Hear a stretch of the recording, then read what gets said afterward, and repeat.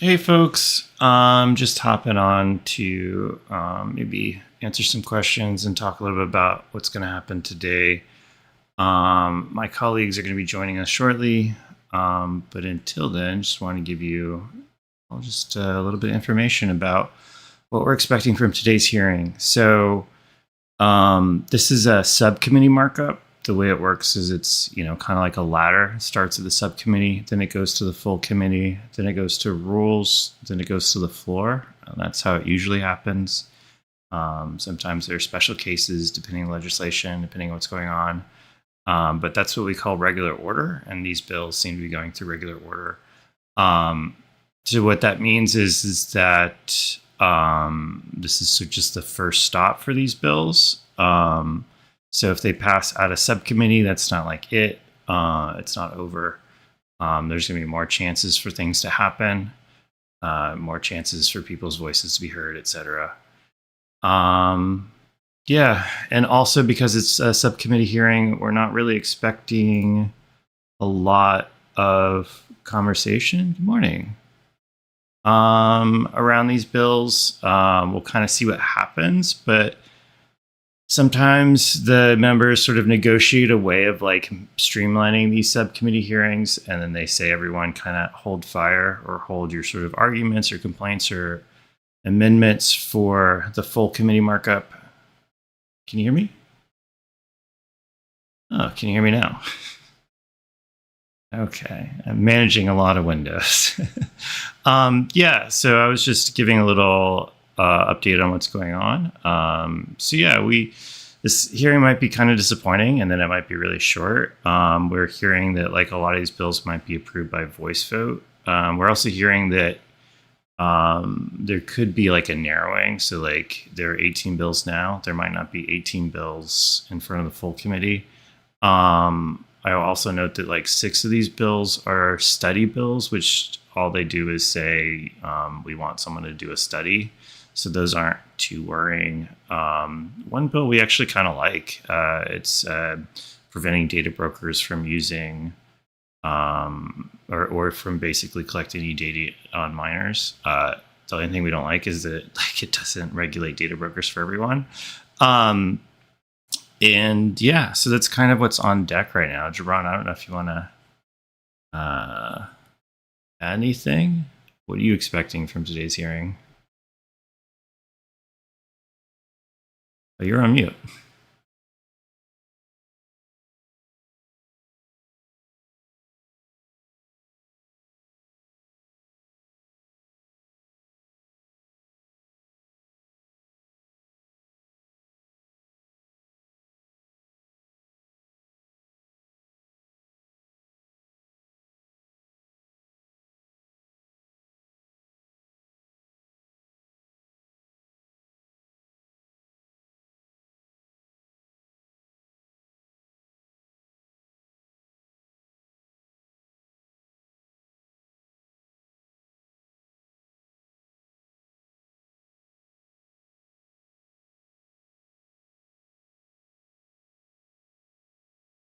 Oh, shoot. Oh. Yep, sorry. I had one of the settings wrong, and you have been muted, Jibran, so you have to start over. Okay. So what I was saying is that sorry, that threw me. I'm not expecting a whole lot from this hearing. It's very likely that people will show up and just voice vote things through. But it could end up being pretty dramatic, right? There are some very controversial aspects of these bills. Some of the bills are themselves controversial. So it could end up being like we could be surprised by this hearing. This is one of those that like could be a 45-minute, everyone shows up, voice votes everything through without debate, and we're done situation, or this could be hours of argument. We've seen hearings that are supposed to be like this really drag on just for hours. There was one particular COSA markup that I remember that was supposed to be like a 45-minute nothing hearing that ended up taking like 3 hours, and they had like a recess in the middle. And clearly, we're having a lot of discussions behind the scenes about how to move forward. So, the fun thing about these hearings is that they can really surprise you. But I think my baseline expectation is we're not going to see a whole lot today, but it's a good opportunity for us to talk about these bills. And if something interesting does happen in the hearing, then it'd be great to be here for it. I did want to say very broadly, right? Like all of these bills are focused on children's online safety in one way or another, right?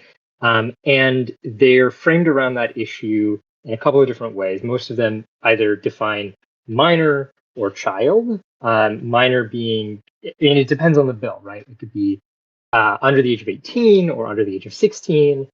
Child is often defined as under the age of 13 in these bills. And so they're carving out protections for minors specifically. Or some of them are. Some of them are instead placing limitations on minors and children. What's problematic about that, or potentially problematic about that, is even the bills that seem potentially harmless, that are just saying, okay, there's these extra privacy protections for children. Well, the question is, how does that actually get implemented? Companies. And the key to a lot of these bills, the key question that we have to answer when we're looking at these bills is, what's the knowledge standard, right? If the bill requires the companies enforcing it to or complying with it to gather more information about users in order to determine whether they're protected by these extra laws, it creates this problematic situation where it's pushing them towards age verification, it's pushing them towards spying on their users. If the bills say something like, if they already know, that's a little safer. There's risk there, but it's much less than the bills that are saying outright you have a responsibility to find out if someone is a child. And so that's very in the weeds, but it's the kind of thing that can make a really big difference on these bills. Yeah. Yeah. Matt was raising one of the bills that we did like. And you want to talk more about that and why we're not so worried about it? Yeah, Representative Pallone, who has sort of emerged as an ally on COSA and raising a lot of these concerns around speech in LGBT communities, has a bill out that, on first and second read looks pretty good to us. It tells data brokers that they have to not collect data on minors and I think delete the data that they do have. There is no real worry about age verification because these aren't they don't interact with people directly. They just collect databases of information on people, which is worrying. And if their database shows that someone that they've been collecting data on is a minor, then they fall into this category and would have to delete that data. There's also a requirement for parents and minors themselves to be able to sort of indicate to data brokers. Don't really know how that will work. A few other sort of interesting things I wanted to raise. One is that during the normal procedure, the way it's supposed to work is the sponsor calls up, or the chair calls on the sponsor to call up their bill. There'll be some sort of process we're just going to take it for granted that it's read into the record so that they don't have to actually read the whole thing. And then there's some discussion usually, and then there's an opportunity for any member on the committee or subcommittee to offer amendments. But the way these things work today is that members kind of hate negotiating amendments in public. And so they try not to. And so whether or not amendments get raised is going to be a huge clue on how things are going for these bills. Because that means that they weren't able to negotiate behind the scenes, any of these changes, whether or not they would be acceptable or not. And then they're forcing them in public to vote on these changes. Another thing that's kind of interesting is Jibran and I read every one of these bills yesterday together, and some of them are just not ready yet. They're not written right. Subcommittee will come to order. Have mistakes and other things. For an opening statement. Good morning. One of the bills didn't have a definition for minor, which is a pretty major oversight. The bill doesn't do anything without that. It was all about carving out specific requirements around minors. But if they don't define who a minor is, then it doesn't mean anything. There's not like some definition that they're referencing that needs to be there. So yeah, these bills 100% need amendments. Some of them are more tightly drafted than others. The data broker bill is actually very tightly drafted. A lot of the other bills in this pile are fairly rough, and they're going to need work even if the committee ends up basically not changing the substance at all. And it's very likely that in that process they will change the substance because, I mean, as we were earlier mentioned the knowledge standards piece, even very minor definitional changes can radically alter the effect of a bill. And so even when you're doing that sort of like technical work, it is making like substantive, impactful decisions.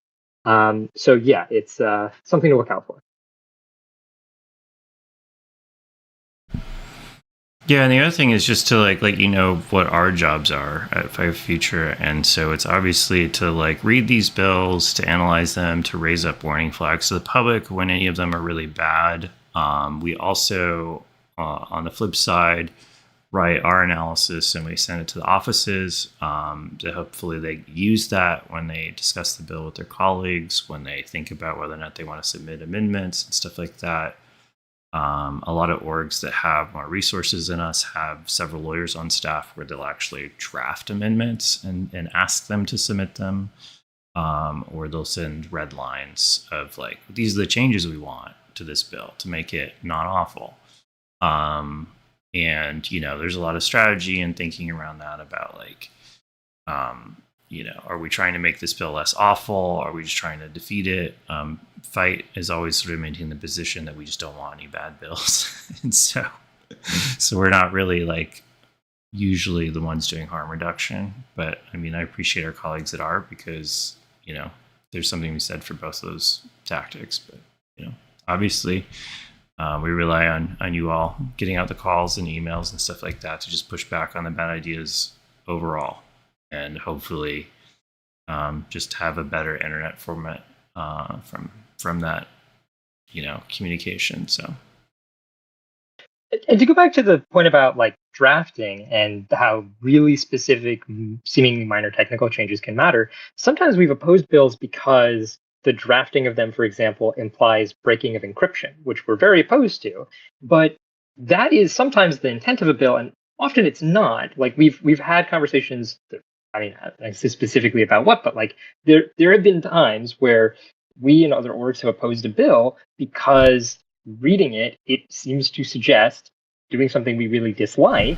Sometimes, among other good things, someone brings it up to the office and the office changes it because they didn't intend that. So that's part of the process here, right? Like, there are some of these bills that are just bad in conception. That the ideas behind them are bad. The intent is as far as we're concerned, ill intent, and we're just like opposed to it.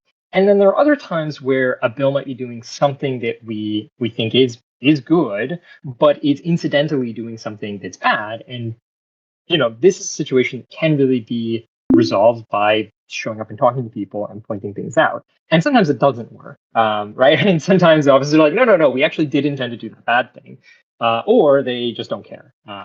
Yeah.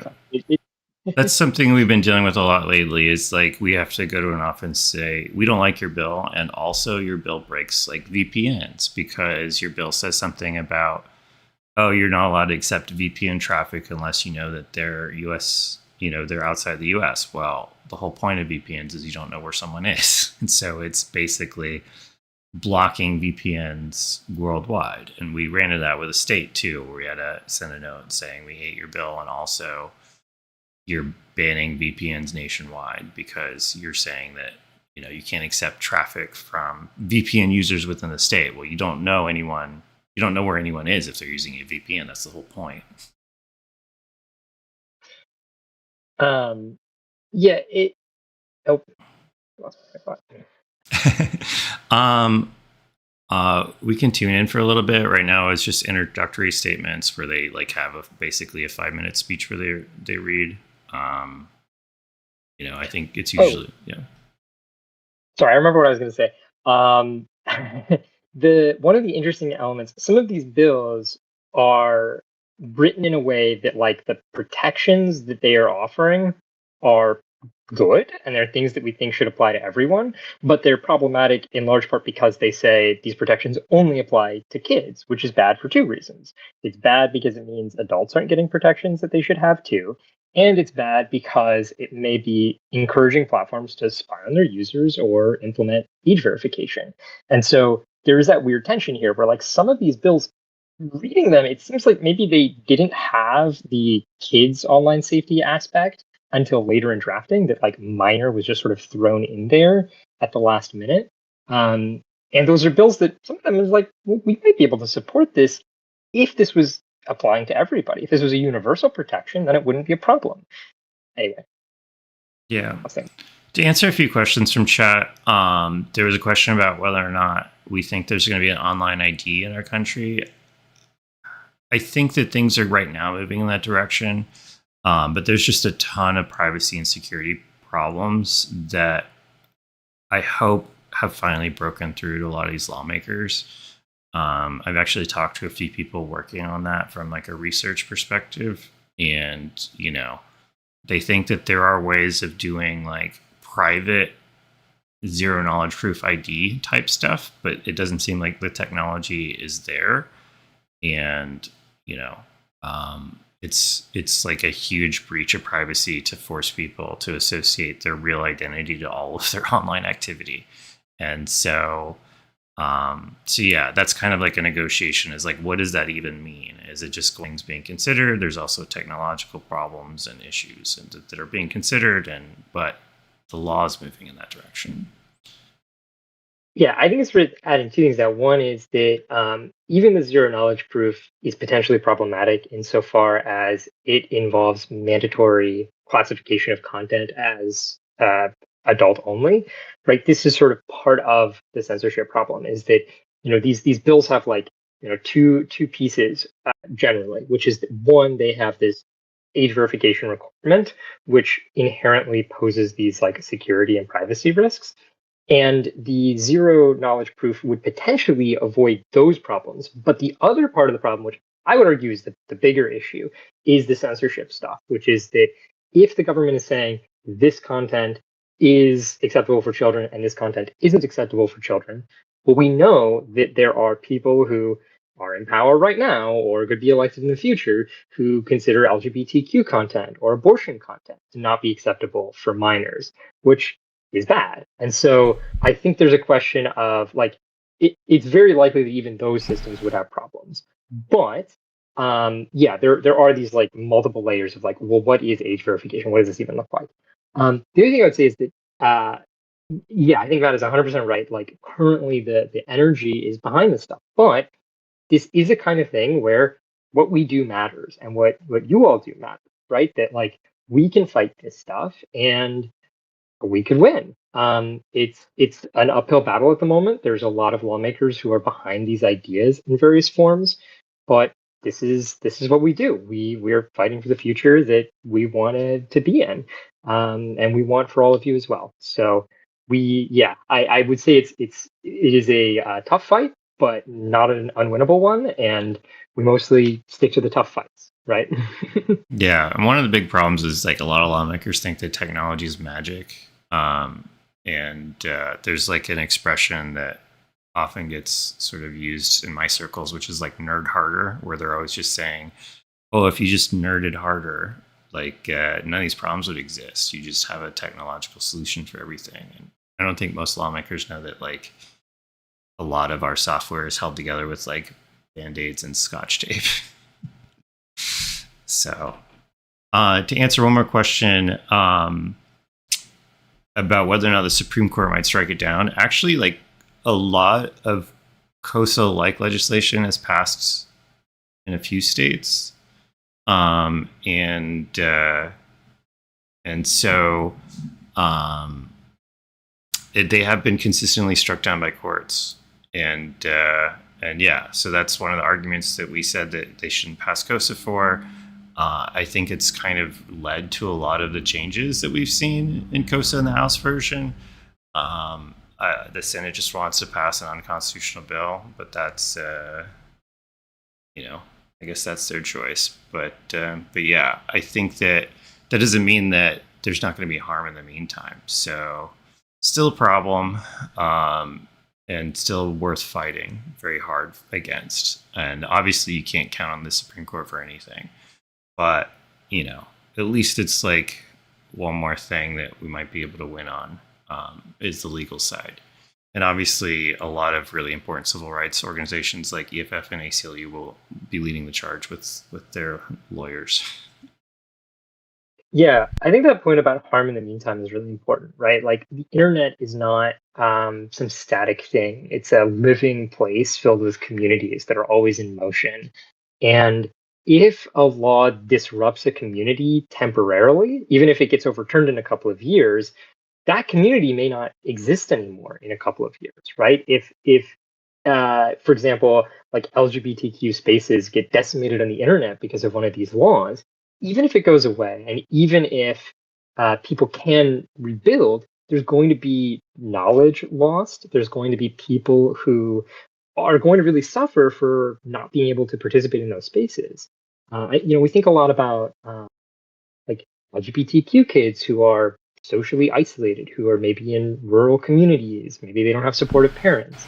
These spaces are really important for them. And so, even if these bills or parts of these bills get struck down, there's a lot of real harm that will happen in the meantime. And so we're definitely more focused on trying to defeat them before they get implemented. But as Matt said, there's a lot of orgs that do really important work challenging bad laws. So we just don't count on that here. We're really more focused on that. Let's stop it from getting to that point. But yes, there are a lot of legal problems with these bills.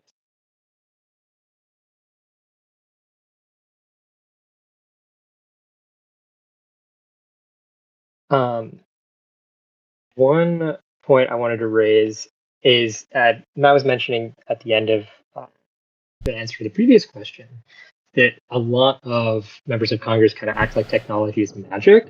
And this gets into this point about how like drafting of bills can lead to unintended outcomes, right? Like people, there are experts in Congress, but a lot of like there are what 435 members of the House, voting members anyway, and in each of those offices they have like maybe 5 policy staffers, and those 5 staffers are covering every single issue area they work on, and there are thousands of bills.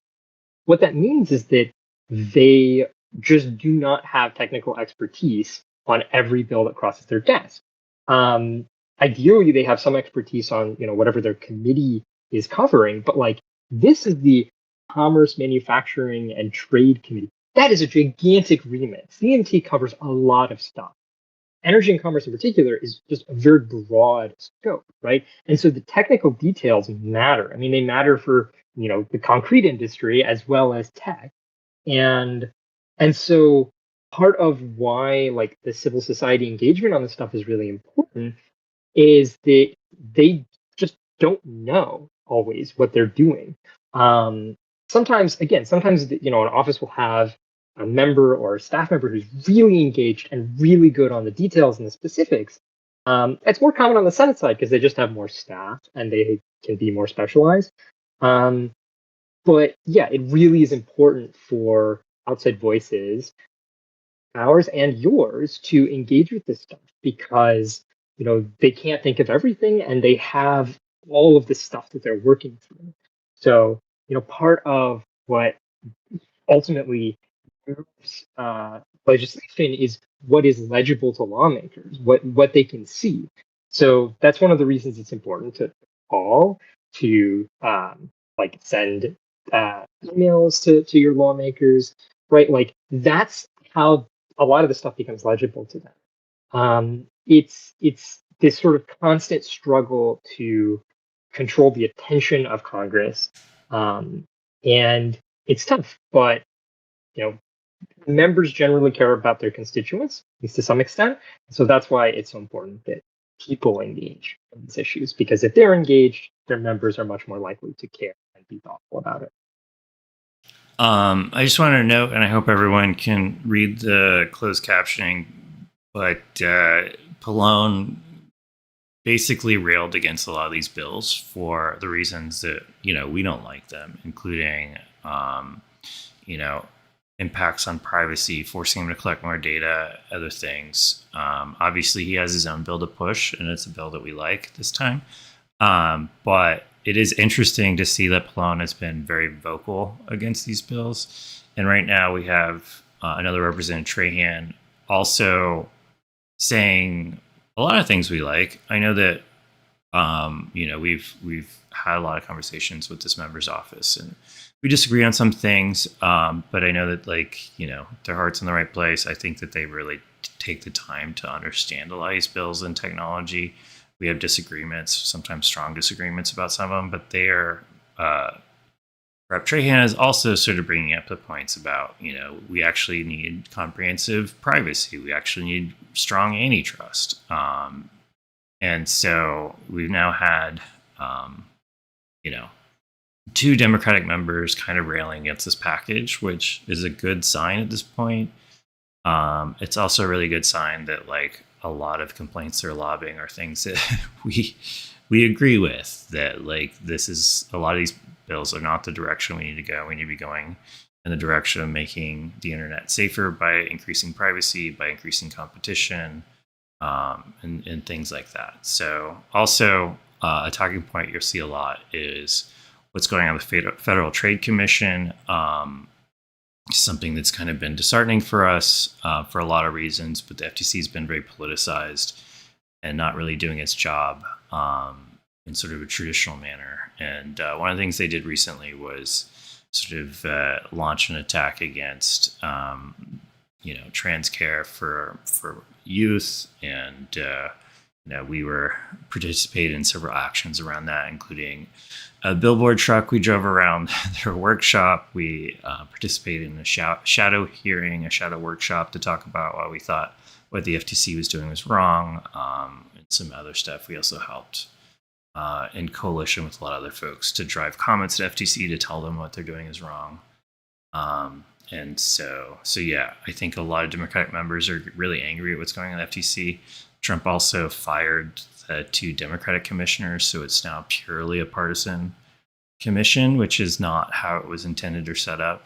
And so yeah, that's what you're going to hear a lot. Obviously, Clark right now talking about the AI moratorium executive order that Trump is trying to push, and also talking about all the problems with the FTC and firing of the commissioners. And so yeah, we're expecting that to be a huge talking point among a lot of members on the Democratic side.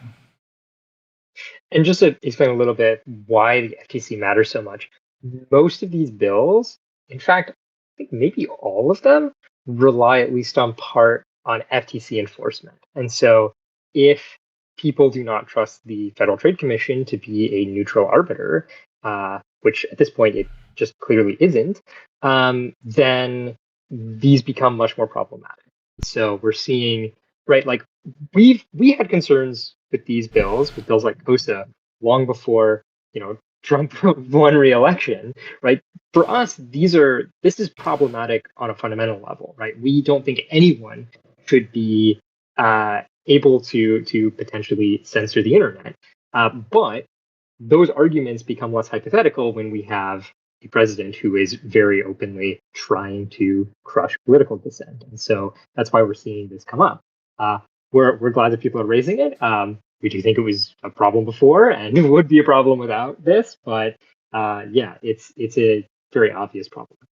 Yeah, I mean, the core to our COSA argument is it allows the FTC to basically dictate speech online in a potentially very partisan way. And, the main pushback we got before Trump was basically, I don't believe you that they would do that. And now we see an FTC that's doing that with every tool they have at their disposal. And it's pretty terrible, especially considering, like Jibran said, every one of these bills uses the FTC as their enforcement mechanism. And also, in a way, their policy system. A lot of these bills can't define everything, can't, talk about every instance in a way that makes smart through time. And so they rely on FTC for like things like rulemaking to like further dig down on what the bill is supposed to mean. And when you hand that over to an FTC that is extremely partisan, it's like especially dangerous. I mean, we argued that it was dangerous before. Now it's like even more dangerous. So it's especially disheartening that a lot of members aren't waking up to that and they're still supporting bills like COSA that just hand tremendous power over to the FTC over speech and other things. Yeah, I completely agree with that. Just want to note, we are now moving into the consideration of the bills. We've moved past the opening remarks. So they are, how this is going to work is they're going to like call a bill, and then they're going to have usually the bill's sponsor explain the bill, give a short speech, and then it will be open to debate in theory. The first one up is one of the study bills, which just, I mean, it's saying that the government has to do research on this and then report back to Congress. But yeah, we'll see if there's debate. I would personally guess there will be no debate on the study bills. But if we're going to get into debate, it will be further down the line. Yeah, study bills tend to be fairly easy for Congress because like they don't really do anything other than collect more information, which is, you know, in theory, a good thing. It does create a lot of work for agencies, and it creates a lot of work for us when it involves issues that we care about because we want to make sure they're not using bad information, bad data. Obviously, my anxiety goes up in an administration like this that massages a lot of data information and lies. So, but overall, like on a like threat level, this barely registers. Yeah, they're usually not. I mean, they can be controversial. I have seen controversial, like I've seen debates over like study bills or provisions to do studies, but in general, they're not going to spend their time and energy on this. It's going to be the more substantive stuff.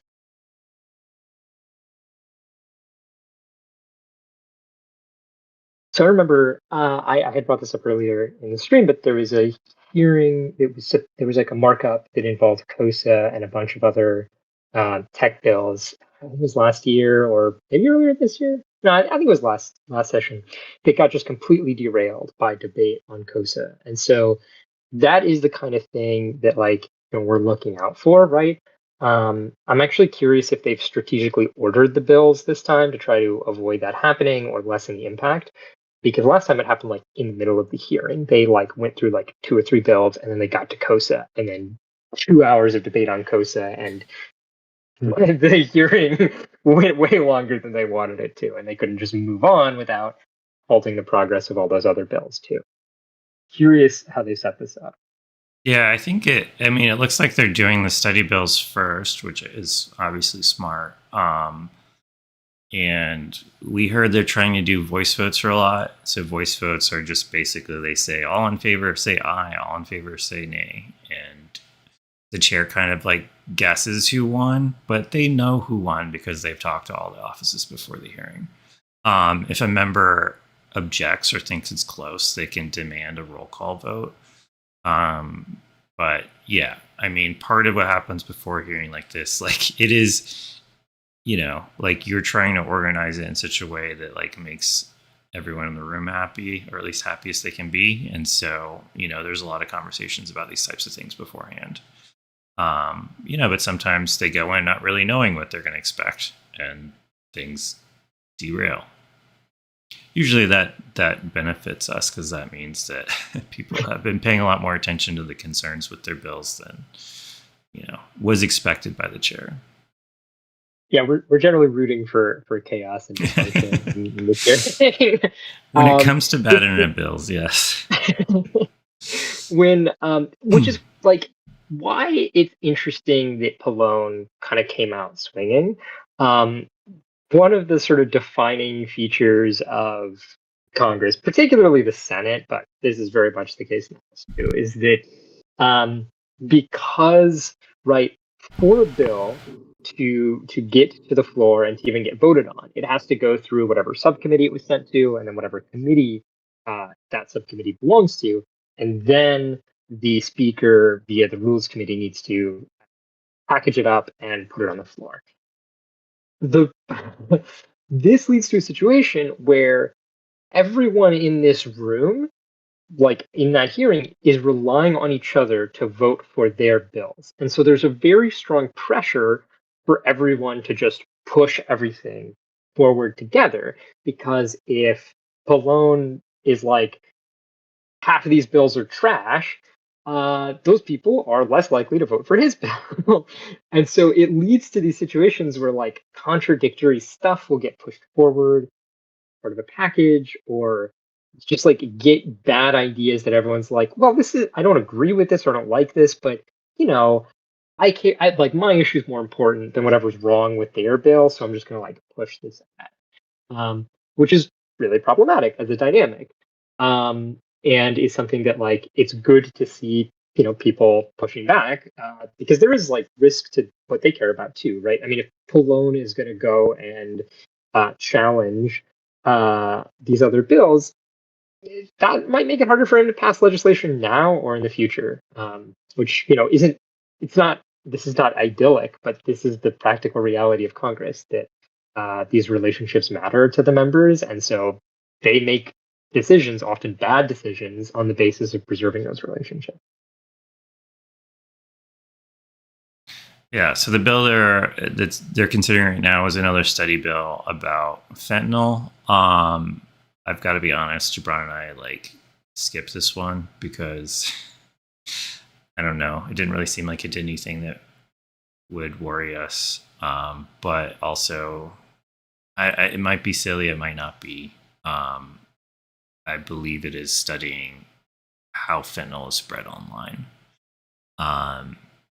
Which again, how that's done is either silly or not silly. But yeah, we had more important bills to worry about. I don't think this one is super concerning.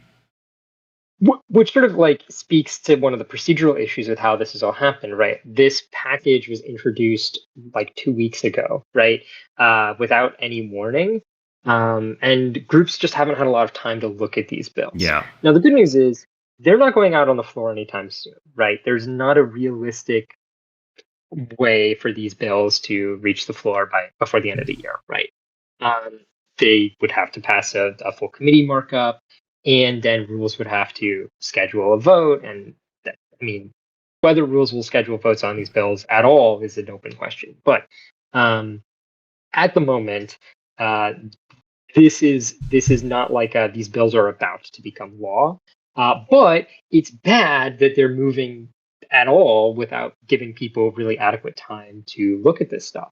And so, Matt and I, we had to triage. We looked at the bills that were, more substantive, that were going to potentially introduce age verification mandates, and stuff like that. We looked through them very carefully, but we just didn't have time to look at these study bills. And so it's possible that there are concerning things in these, but the bigger impacts are going to be in the bills that are shaping how people access the internet, and yeah, so that is where we focused our time and energy. And also, I will just say, this happens for congressional offices too, right? Yeah. They don't need every bill. Everyone is triaging all the time in DC because there's just an overwhelming amount of information at any one time. And stuff like this, where the subcommittee is like, here's 18 bills we're going to try to move on very short notice, is part of why bad stuff sometimes gets through, because people don't have time to look at their badly drafted bill. Yeah, and to Jabron's point, a lot of these bills, they're just not drafted perfectly yet. I mean, we've seen a lot of bills like this when they're in early stages where they'll even be self-contradictory. So they're going to be worked on regardless. And yeah, I don't know that we were necessarily expecting a subcommittee markup. Like I said earlier, it still has to go to full committee markup. That's where we're expecting most of the fireworks to happen. This is almost like a filtering hearing to find out which bills are actually moving. And yeah, so we're not necessarily expecting a ton of debate and amendments now, but if certain members really don't like or really have concerns with bills, they might force it in this hearing. But yeah, so right now we're still in sort of like they're moving the non-controversial study bills, which again, they just order studies. There's also one or two, I think, education bills, which like orders the creation of an education program around certain problems. To answer the question of which bills are we looking at that are worrying for us, the bills we have on our list are two big age verification bills: the App Store Accountability Act. That's the one that requires sort of like App Store level age verification. I think it's quite invasive to the requirements around that. The other age verification bill is the Screen Act, which is just a god-awful backronym. It's shielding children's retinas from egregious exposure on the net is what it stands for. And this is the bill that is like very sort of like in a specific kind of political / cultural like anti-pornography bill. And it's very expansive. I think probably misdrafted. We were chatting with some lawyers yesterday that like it could even include internet service providers as like having to like ID and block material, which obviously that's not supposed to be what they do. But yeah, I know, Jibran, you had something to add there. Oh, no, that is all. I think spot on. Yeah, I mean, the answer to what are we worried about? A lot of these bills are concerning. There are how many of them? There's also the Parents Over Platforms Act, which would be a somewhat weaker age verification standard than the App Store Accountability Act, but still Yeah, age verification. Parents Over Platforms is interesting in that it just requires app stores to ask, and then they whatever that answer is. So like I think what people are used to with like Steam and stuff like that, they are then supposed to turn that into a token, and then apps that have age controls would have to use that token to determine whether or not someone can use their like app or whatever website. It could still be problematic. I mean, honestly, we set this stream as being not intended for children just because, what children wants to watch a hearing, but like, we're not saying anything that's adult. So, they should be allowed to watch this stream. And if that was a token check, then they would be barred from this stream. So I think that like there's a bit of sort of over compliance just based on people being safe that is natural. And because, obviously we don't really think it matters, but then it could matter and it becomes a huge problem. But other than that, it doesn't require the more invasive sort of age verification where you have to submit an ID and stuff like that. Hi, Sarah. We've got Sarah now. Let me see. I'm going to change the view.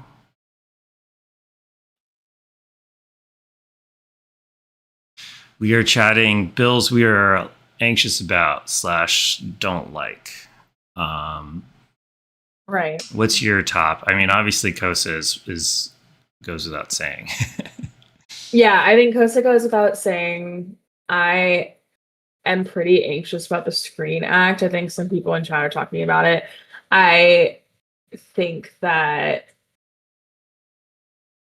the Screen Act is like someone in the chat mentioned like, isn't it a replicant of UCOSA? I don't know if I'm not a lawyer. I haven't put them side by side and read them, but I think that the intention behind them and like what would actually happen is very similar in terms of social media companies having to writ large age verify users on sites, and also over complying in the sense of like making judgments for themselves on what's appropriate for kids, and a whole lot of important information getting swept up under that. And so, yeah, I think that's probably like top of my list in terms of what I'm anxious about. Obviously anxious about COSA too. But I just think that like the last few months we're just seeing, as y'all have been talking about, like this push with age verification. Like there's a lot of conversation about which version of age verification that they want. We're against mandates generally because I just like also, as someone who like has seen how this narrative plays out, am just like deeply uninterested in like focusing so much on carving kids out as a protected class and not thinking about like how all of us generally on the internet should be protected, and like how carving kids out means that like one, there's less protections for everyone who's using the internet, and also the idea like just generally like narratively that like once you're not a minor, you're not actually as protected. Like you actually like had some like I think like we're seeing this like play like this is like if we looked at like the large scale vision of this hearing, like that's something that couldn't leave my mind is like we're just saying like kids should be protected in this way, and I'm not seeing energy for like the rest of us too. And kids are not kids forever, like I think that they should like get protections regardless of their age, especially around privacy. And then when it comes to like censorship, ID checks, age verification, COSA, I'm just like generally anxious about this frame winning out around like, oh, if we just censor a bunch of content, we'll be protecting people. And I think that a lot of the people on this stream, and then also a lot of people that we work with, and like a lot of young people around the world are like calling BS on this. Like I've been watching some of the young people advocating in Australia right now, and I think it's actually been like really good to like watch how they're reacting to being kicked off social media writ large, and how clear they are on why that's an issue, especially for marginalized people. And so, yeah, I just wanted to bring that in too, because I think we're seeing like around the world how this frame is working out, and it's not great. The US is not taking that as an example. They're just bulldozing through with a lot of poorly thought out proposals that, like in this hearing, for example, sometimes contradict each other. So yeah, that's like big scale thoughts, but lots going on right now. Yeah, another category of bills that I really have on my radar are the parental control bills. This is something that I wrote about, I think, a couple of years ago on Tech Dirt, and since have gotten messages from people who like work in like trust and safety or who run small platforms, and they say this is definitely a real thing. But I think that like it seems like a great idea to offer parents more tools over minors' accounts. But when you require those tools to like be invasive, to like spy, or to like change settings, or like have a look at what your minors are doing, like without sort of the permission of the kid, it creates huge problems, especially for kids with abusive parents. This is something I knew of when I was a kid. I knew people like this. I think everyone does. Unsupportive parents, messy relationships, abusive adults, other things, even just like attackers, hackers, bad actors could abuse access to these tools to collect a lot of like harmful personal information, to also just kind of mess with the kids in sort of very harmful and abusive ways. And so I think the biggest concern on my list is Sammy's Law. It sort of creates a mechanism for like third-party apps to remove a lot of personal information about users that are minors, and potentially give them to parents. It has a lot of, it's, short version, it's kind of like state authorized spying on kids. And so like some of these ideas, if taken in sort of a good direction, a thoughtful direction, might not be bad ideas, but as written, they're just like horrifying. And so, we are definitely against the government creating these mechanisms for parents to spy on their kids, especially when we look at like communities like LGBTQ communities that their parents might not be affirming, they might not be supportive, they might be antagonistic. The kids might have to like hide who they are and seek out their own information without the parents knowing in order to understand themselves better. And I think that that's something that kids should be able to do. Yeah.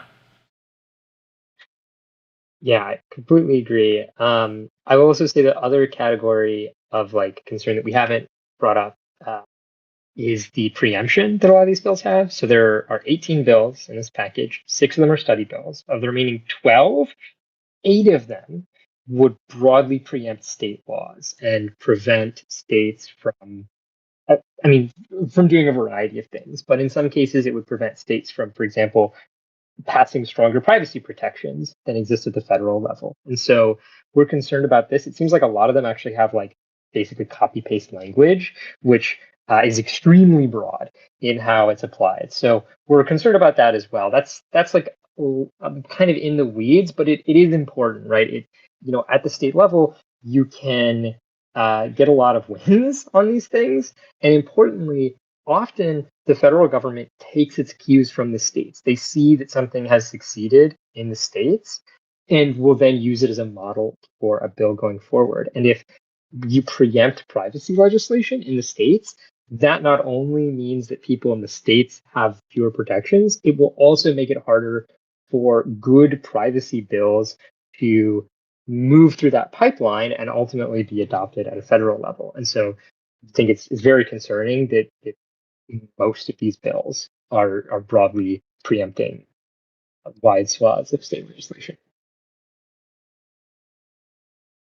All right, I think we need to start paying attention to the closed caption.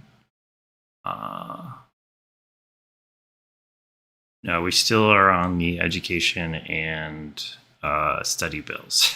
So we got a little time before we hit the real bills. I think that one of the other sort of things I want to mention is that another bill we haven't talked about is the Safe Messaging for Kids Act. It has like a lot of things we talked about that we hate in it already, but it also like has an absolute ban on minors using ephemeral messaging, which is just like a terrible idea and bad for a number of reasons. Ephemeral messaging is like a good privacy tool. It's also a good harm reduction tool. It also implies that parents should be able to spy on their kids' messages, which is, bad. We would never support that. To be frank, what we think is, to put it in like, more careful language, like they're worried about kids sharing each other inappropriate images of themselves. And if that were occurring, like hopefully there's good education, like why that's bad, just from like a privacy and digital security perspective. But two, like ephemeral messaging is the best way to protect yourself if you're going to make that bad decision. And hopefully those images disappear and no one ever sees them. And so yeah, so we are very much against that. And to answer one question from chat. So Jibran and I worked really hard into the night last night on sort of like a very short summary of our concerns. I believe Sarah has put it up somewhere as well. We wrote this sort of for the audience of like staff trying to convince them to raise these concerns. And but we think it's also probably helpful for you all too if you want to see it. So it's not quite up yet. It'll be up. But it will be up. I'm multitasking right now. So we are going to share that with y'all. And obviously we have a ton of information on our Bad Internet bill page. But yeah, there's so many bills at this point that it's hard to keep on top of all of them. Yeah, and I also think that, just one like dynamic here is that the House committee has been like teasing that they're pushing this package of bills. They say they've been working on this, and we didn't get a list until last week. And then we didn't get the list that was actually getting marked up until Tuesday evening, if I'm correct on that. Like, I mean, it was just like, we're going to do this for months. We're going to do this for months, not specifics on like what the bills actually were, what they looked like, what the language actually on the table was going to be. We might have an idea of what it could look like, but like not actually like with edits in a lot of cases. And so I just want to say, like, in terms of like the policy side of things, I think this was like super mishandled in terms of like getting people in the door, like having the right conversations about a lot of the language that's being marked up here. Like, you know, I'm the one who talks to like the large coalition of like movement organizations that like should be able to comment on this issue and like talk to their senators and representatives about these bills like as they're moving. And these are organizations that are doing direct service work in states and like cannot turn over meetings and understanding and analysis of all these bills that would affect their work in 24 hours when we don't have the language, we don't know what's going to be on the markup, right? So I just do want to say that, like, you know, obviously we're hyper focused on this issue, but there's a lot of people not at this table, like a lot of people not at this table because of how this functions in Congress. So I know I just wanted to say that because I think like a lot of this like churn is normalized and on the Hill and like whatever, but like in terms of like actually getting the people impacted in the door, it's awful. Yeah, I completely 100% agree with that. And I would just add that something that Matt and I noticed while going through these bills is that a lot of them seem to be in a pretty rough state just in terms of drafting. Some of them were really tight. Some of them were like clearly a lot of effort had been put into like tightening up language and clarity. But the most egregious example is one of these bills doesn't have a definition for minor, which is a huge deal when it is entirely based around regulating what minors can and cannot do. And so, yeah, this is these bills are like this is a problem both for like us as advocates, and also it's a problem for Congress. Like they clearly didn't put enough thought into some of these bills, and they really should not be at this stage of consideration in their current form. But again, that doesn't apply to a few there that are just like very much first draft stage, and the details here really matter.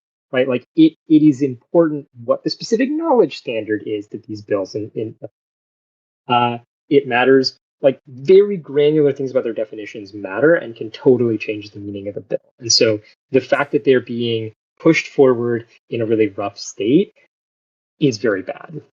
Yeah.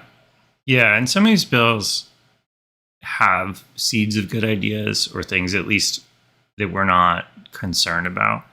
But depending on how they're written, it could just be hugely impactful and negative for the internet, just based on either drafting mistakes or sort of like intentional mistakes. I think we went over before, but like protecting end-to-end encryption is very core to our mission. And some of these bills accidentally or intentionally break end-to-end encryption. I think one of the positive things, so if we're going to talk about the positive things we've seen, there's a few positive things we're seeing in this package. One is at least one of the bills has really, really good language, making it clear that nothing in the bill will break end-to-end encryption. And it's the strongest language of that nature we've ever seen. And so, like, you know, when we see something like that, even if we don't like the overall bill, because the way a lot of this works in Congress is like staffers are copying each other's work, which is good. Like they're not duplicating things. When things get like in a more refined state, we want them to copy each other's work. And so if we start seeing that language in every bill, I'd be super happy. The other thing is that like we're starting to see better knowledge standards, going back to sort of the nerdy and the weed stuff. Like the knowledge standards are how we get age verification through the back door. And when you have sort of tighter, better knowledge standards, that means that the companies aren't sort of required to start collecting more data on their users, which is problematic. They aren't like required to do age verification just to comply, which is problematic. I think this is sort of like a lot of the concerns we had with COPPA 1.0. I saw in the chat that we were neutral on COBO 2.0. That's true, mostly because like it is largely a privacy bill. It created all these problems that already exist, and I don't think that COBO 2.0 is going to change that too much. So we're just kind of sitting that one out and focusing on more important things. In terms of other good things that are happening, we mentioned this a few times. We haven't like come out and endorsed it because we've only had a little time to sit with it. But Pallone, who has emerged as an ally on like COSA and other sort of issues in sort of a surprising way, has a bill out that's a pure privacy bill targeted at data brokers, it's like a very frightening industry that just collects huge databases of our personal information and sells them to companies. And it sort of creates privacy for minors in that industry by requiring data brokers to delete and not collect data on minors. I would love it if we had protections for everyone on data brokers, but honestly, I'll take it. Like it's better than nothing. It's sad that we can't have that industry regulated overall, but if we're at least protecting minors, I'll be, a little happier. Hopefully it provokes conversations around data brokers as a whole. But yeah, I think that like kind of like in that bill, that's in the mix. I think that's the only one we looked at. We were like, this seems like something that we're positive on. But again, we haven't really endorsed it yet. We need to really just make sure that everything is tight and it doesn't have any unintended consequences before we do that. And we were focused on all of the emergency bad stuff. So, we also had a question or a comment about hating that there's one good bill packed inside of a package with a bunch of bad bills.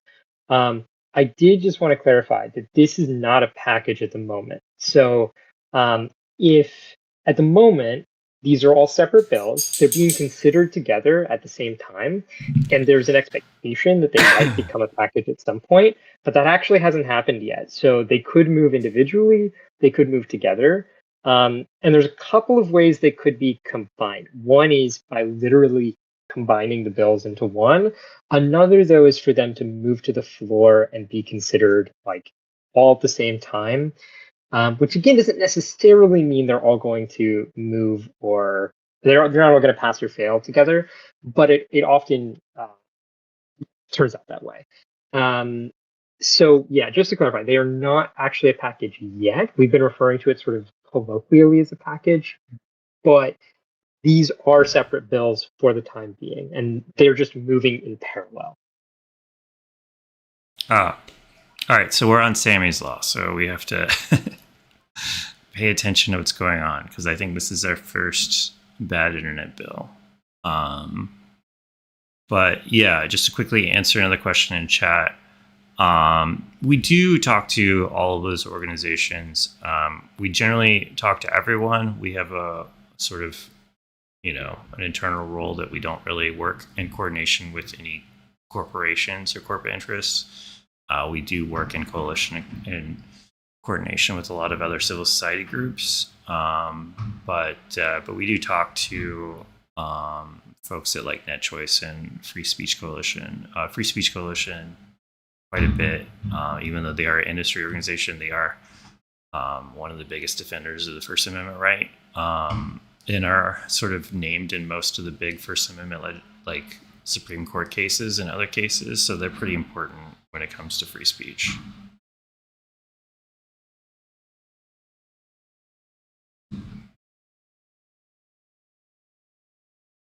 All right, I'm going to put on the volume for a little bit now that we're in the important bills. This is a shield, not a weapon.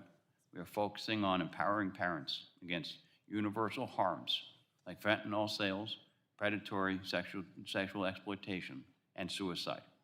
Parents know their kids best, and they deserve the option to use these tools if they believe it is necessary for their family's safety. I urge my colleagues. I'm going to put it on mute just to answer the question. So what happens next? So regular order says that these bills first go through subcommittee, then they hit full committee for another markup where all committee members can do amendments and debate. Then they go to Rules Committee, which determines what hits the floor.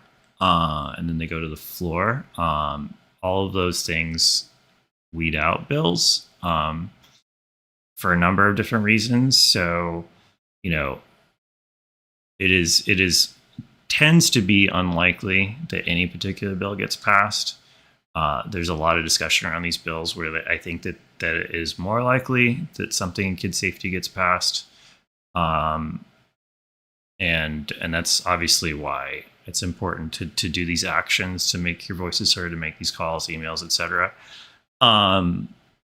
Can they get snuck into a must-pass bill? Yes, that's always a concern. It's why, like, we have to become experts on the National Defense Authorization Act, which, like, we do not work on national defense, but it has in the past been a sneaky spot to stick these bills. And so we have to obviously do whatever we can to make sure that doesn't happen.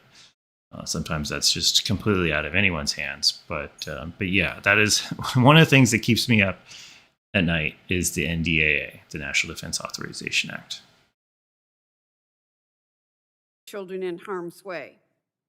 Also, the bill's mandate for indefinite retention of harm reports would effectively create a permanent digital record of our children's mistakes online, which would compound the real risks they already face.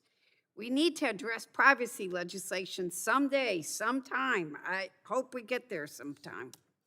But we also cannot craft policies that shift responsibility from the platforms to the parents.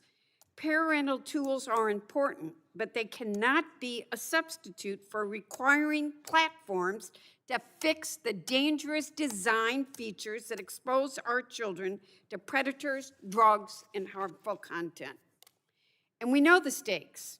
Investigations by media outlets over the years have shown platforms' design choices have facilitated everything from fentanyl trafficking to online exploitation.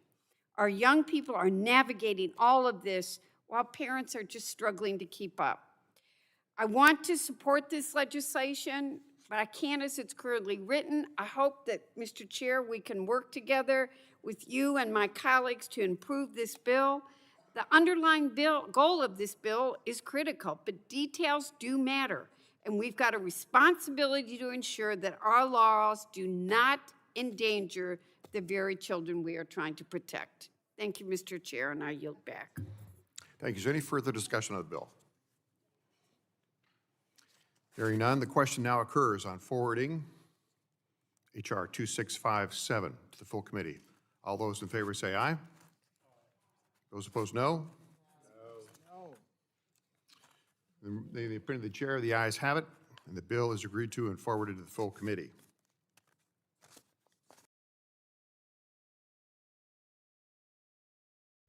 So what just happened there was the some of the members lodged their complaints. They put them in the record. The bill still moved to the full committee.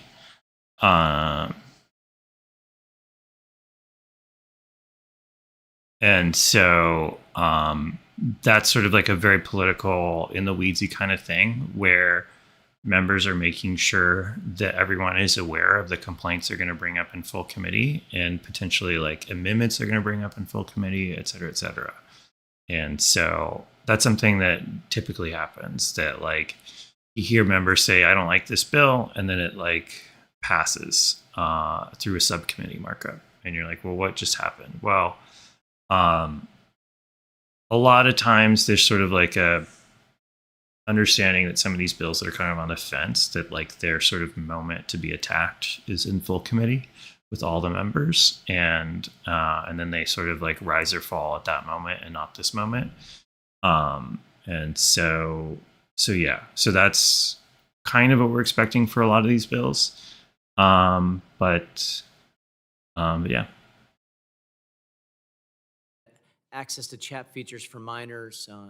The original bill includes a very broad preemption section that would preempt any state law on video games, chatting, and kids online. The AINS would lower the applicable age in the bill to under 16. It was previously 18, which could be too restrictive for families with teens of various ages. It also significantly tailors the preemption of state laws to the issue at hand.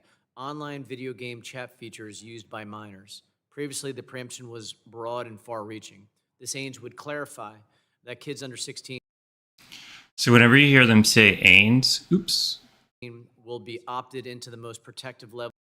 that means amendment in the nature of a substitute. And they do that when essentially they're like, oops, our bill kind of had a lot of issues. And so we're kind of going to rewrite it. So instead of like having an amendment that says like strike, line 32 and replace the and with an or whatever.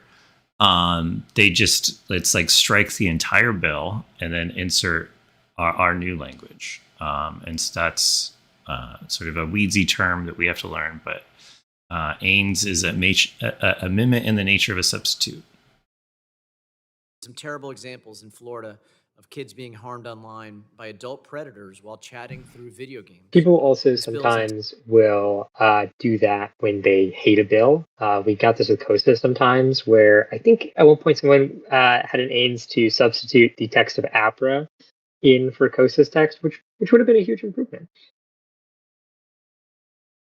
I will also say that right now we are on the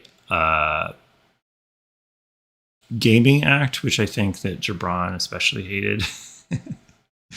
I think it's one of those bills that might have a few good ideas in it, but like when we read it, we had some issues with the overly excessive parental control requirements that created a lot of issues I talked about earlier. And I think there was a few other sort of issues with it. But the basis of it is it's trying to restrict who can chat with minors on games. And obviously that works in some games, it doesn't in others. I'm a huge Arc Raiders fan, and I don't exactly know how that would work in Arc Raiders. But yeah. The FTC and state I attorneys just would general like have you just effectively it would enforced this bill basically and to minors are protect not allowed to play Arc American Raiders. Is what families. that means. It's like all based on Work proximity on this voice chat. legislation Like you can't like my that's like a friend Mr. core game. Soto from Florida, and I appreciate his willingness to keep refining it as we work towards the full committee markup. He has my commitment to continue working together as well. For many New Jersey families, video games are a daily activity. As I pointed out at our legislative hearings last week, social gaming poses a very real threat to minors. The data is alarming. Nearly 70% of teens report playing online games with strangers at least weekly. We know that predators often use shared interest of a video game to build trust with a child. Statistics show that approximately 2/3 of minors say an online-only contact has asked them to move from a public chat into a private conversation on another platform. This vulnerability can lead to child exploitation, and it must be stopped. My bill takes an important step in addressing these harms. Safer Gaming Act states that if a user is under the age of 16, they should not be participating in chats, particularly with adults, unless a parent explicitly allows it. I've heard too many stories of New Jersey families and families across America who have suffered due to a lack of robust protections for children and for teens. The Safer Gaming Act gives parents the choice and the tools to limit their child's ability to communicate with strangers, disrupting the cycle and protecting users from malicious encounters with strangers. I urge my colleagues to support this amendment and the underlying bill. I yield back. Thank you, Mr. Chairman. Is there further discussion on the amendment? Ms. Schreier is recognized. I would, thank you, Mr. Chairman. I just want to point out that I am supportive of this bill and want to make sure that kids are not interacting with strangers, being recruited by strangers, but I also need to mention some of the other harms in these gaming platforms, which include indoctrinating young men, tweens and teens with the white supremacist, anti-Semitic, racist, and anti-woman sentiment.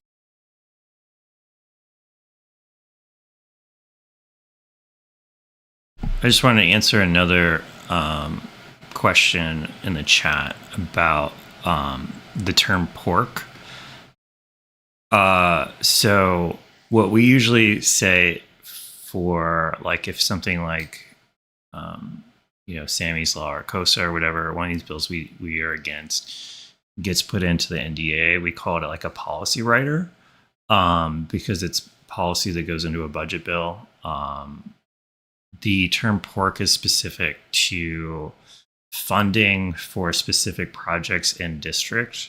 And like, I think the famous example is like a bridge that was being built in Alaska. And there's been a lot of fights over pork. Over the years, it was kind of banned for a while and they're allowing it again. It's not inherently bad. I think it was sort of a Republican talking point that like a lot of pork raises the budget and wastes money. But a lot of times the projects that they're funding are actually like useful and good. And so I don't know, it's one of those terms that's just had a bunch of different meanings and I think a bunch of misinformation around it as well. But yeah, so pork is a very specific term to district level funding projects. So like bridges, tunnels, building of community centers, anything like that. After the enacting clause. Without objection, the reading of the amendment is dispensed with. And the gentleladies recognize for 5 minutes in support of the amendment. Thank you, Mr. Chairman. I am so glad to be working with my colleague, Representative Miller Meeks, on this bill to protect kids, again, from big tech. Today's kids have already been subject to a huge experiment by tech companies, which have made these social media platforms more and more addictive, despite knowing from their own research that this would harm children. Now we are seeing the impacts of social media use on kids in real time with the woefully few protections in place. That is why we are having today's markup. Now, this bill ensures that at least some of the experimenting will end. Our bill will prevent social media companies from basically conducting market research on kids, doing the A/B testing to gather even more information about what appeals to kids, and that information will likely be used to figure out what will keep their eyeballs glued to the screen for even more hours of the day. These companies have already collected so much information on our kids, on their interests and their preferences and their habits. And we have yet to see any of that information being used to protect kids, but it sure benefits big tech. This bill will limit big tech's grand experiment that is harming kids by figuring out how to keep them hooked longer. There's still room to improve the text in this bill on preemption to ensure that we're not inadvertently curbing the strength of other laws that can protect. So this is one of the bills that we kind of didn't really focus on yesterday just because we didn't have strong feelings about it. It's blocking platforms from doing certain types of research on their users if those users are minors. This seems to be kind of tied into a lot of remaining concerns from like Cambridge Analytica and like whistleblower / information from industry that they were doing these kinds of studies on users, like A/B testing, like other stuff. I think Facebook is the one that's most common for like having news articles about studies that they're doing that people feel crosses ethical boundaries or at least raises moral questions. And so this would ban it for minors. We haven't really dug into the details on this. I don't know. I don't know that I necessarily have strong feelings. I think that, like, obviously don't like to be researched as an adult, but yeah, that's the bill we're discussing right now. Study. I think if I'm remembering correctly, Right it now, also had platforms- a knowledge standard that did not imply that they needed to then figure out if people were minors. It was like, I think it was an actual knowledge standard. So it's like if they know they're a minor, they can't do research on them. But don't quote me. As Matt said, we didn't focus super hard on this one.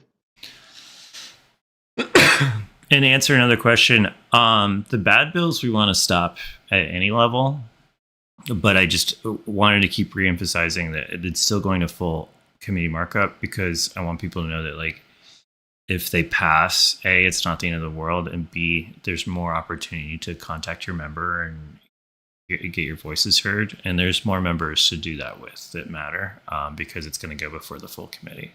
So all your actions count. Unfortunately, it means that people have to keep doing these things, but that's just kind of the process we have.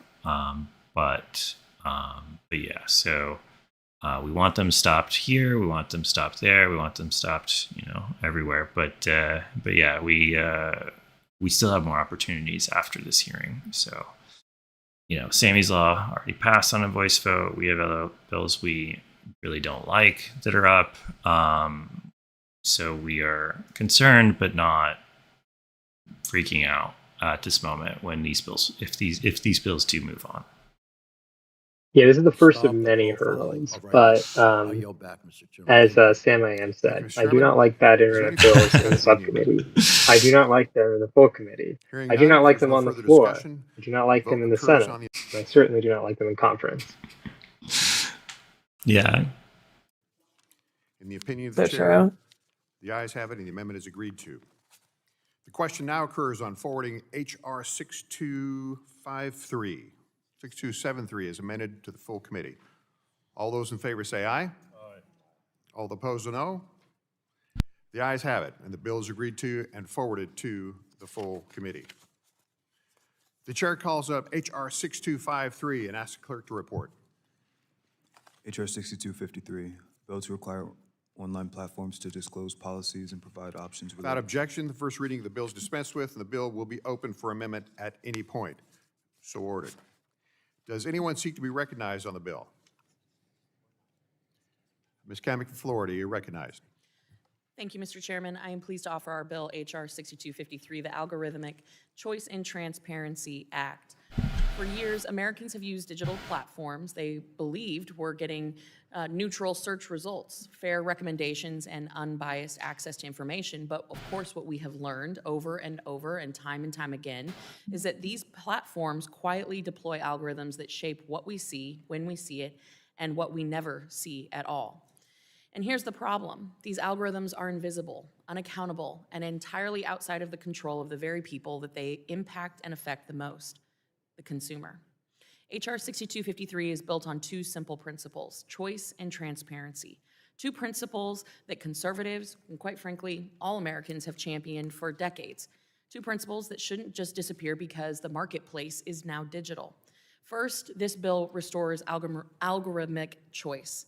Under HR 6253, major platforms must give the users the ability to opt out of the algorithm that curates their feed, their search results, or their recommendations. If someone wants a simple chronological feed, they should have it. If they don't want an opaque system deciding what's important or what's appropriate, they should be free to turn it off. Look no further than TikTok's behavioral algorithm that is designed to increase intensity and outrageousness of content. Second, it is all about transparency. Platforms must clearly disclose whether their algorithms factor in things like political orientation, ideology, or viewpoint. They must tell Americans when their data is being used to shape the content that they're being shown. And transparency, of course, is the bedrock of trust. This Right now, algorithmic trust choice in big bill, tech this was is actually also pretty interesting. The idea that, so I don't know if you all were on Twitter when it got acquired by Musk, but they did this thing where they switched everyone by default into this like recommended feed away from like a chronological feed of the people you follow. And it really made the experience of using Twitter way worse. But this kind of bill is the sort of thing that could solve that by saying basically you have to explain what your algorithmic feed is basing your recommendations on and give you the choice to opt for a chronological feed. What's weird about it is that it only applies to minors, which is one of the problems we see with some of these bills, where it's like, okay, there's some interesting ideas in here, but why is this only applying to minors? And like, because it's only applying to minors, it raises these potential problems around having to gather more information or age verification. It's an odd one because there's an interesting idea in this bill.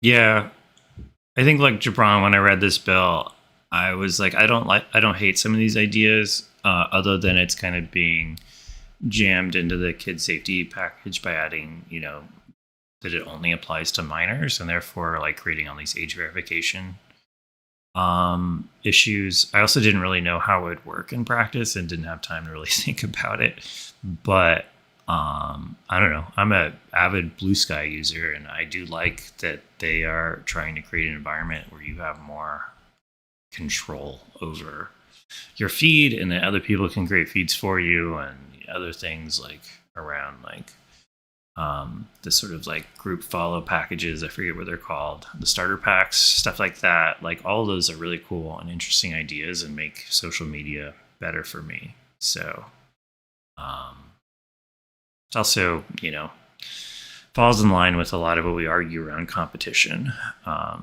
and giving people more options, and how that creates safer and better environments for people, whether they're minors or whether they're adults. But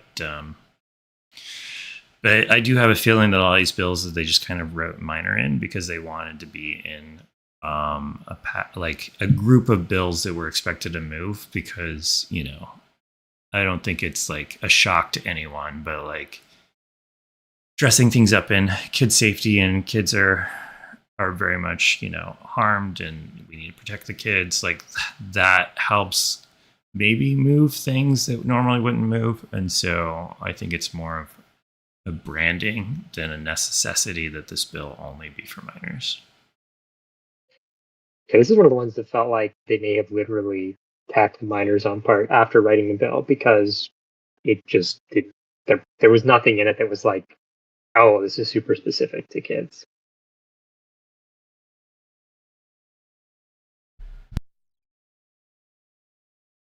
No accountability, and there have been no real steps to actually protect kids by either Apple or Google. The App Store Freedom Act is a bipartisan bill with strong support on this committee, and it should be in this markup today. It's a shame that it's not.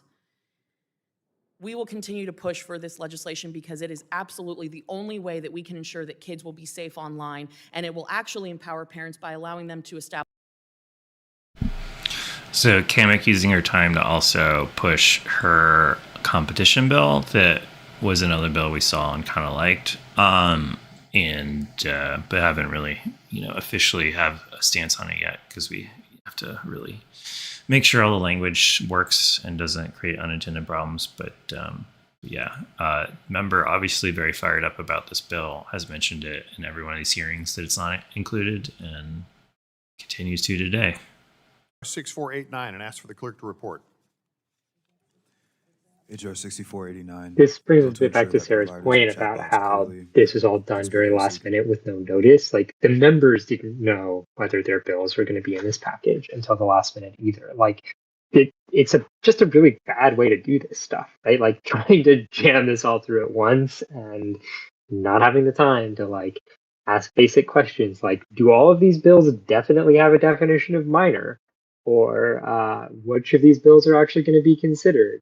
Does it make sense to consider them together? Do they contradict each other wildly? Like these questions aren't being asked. There's just not the time to do it.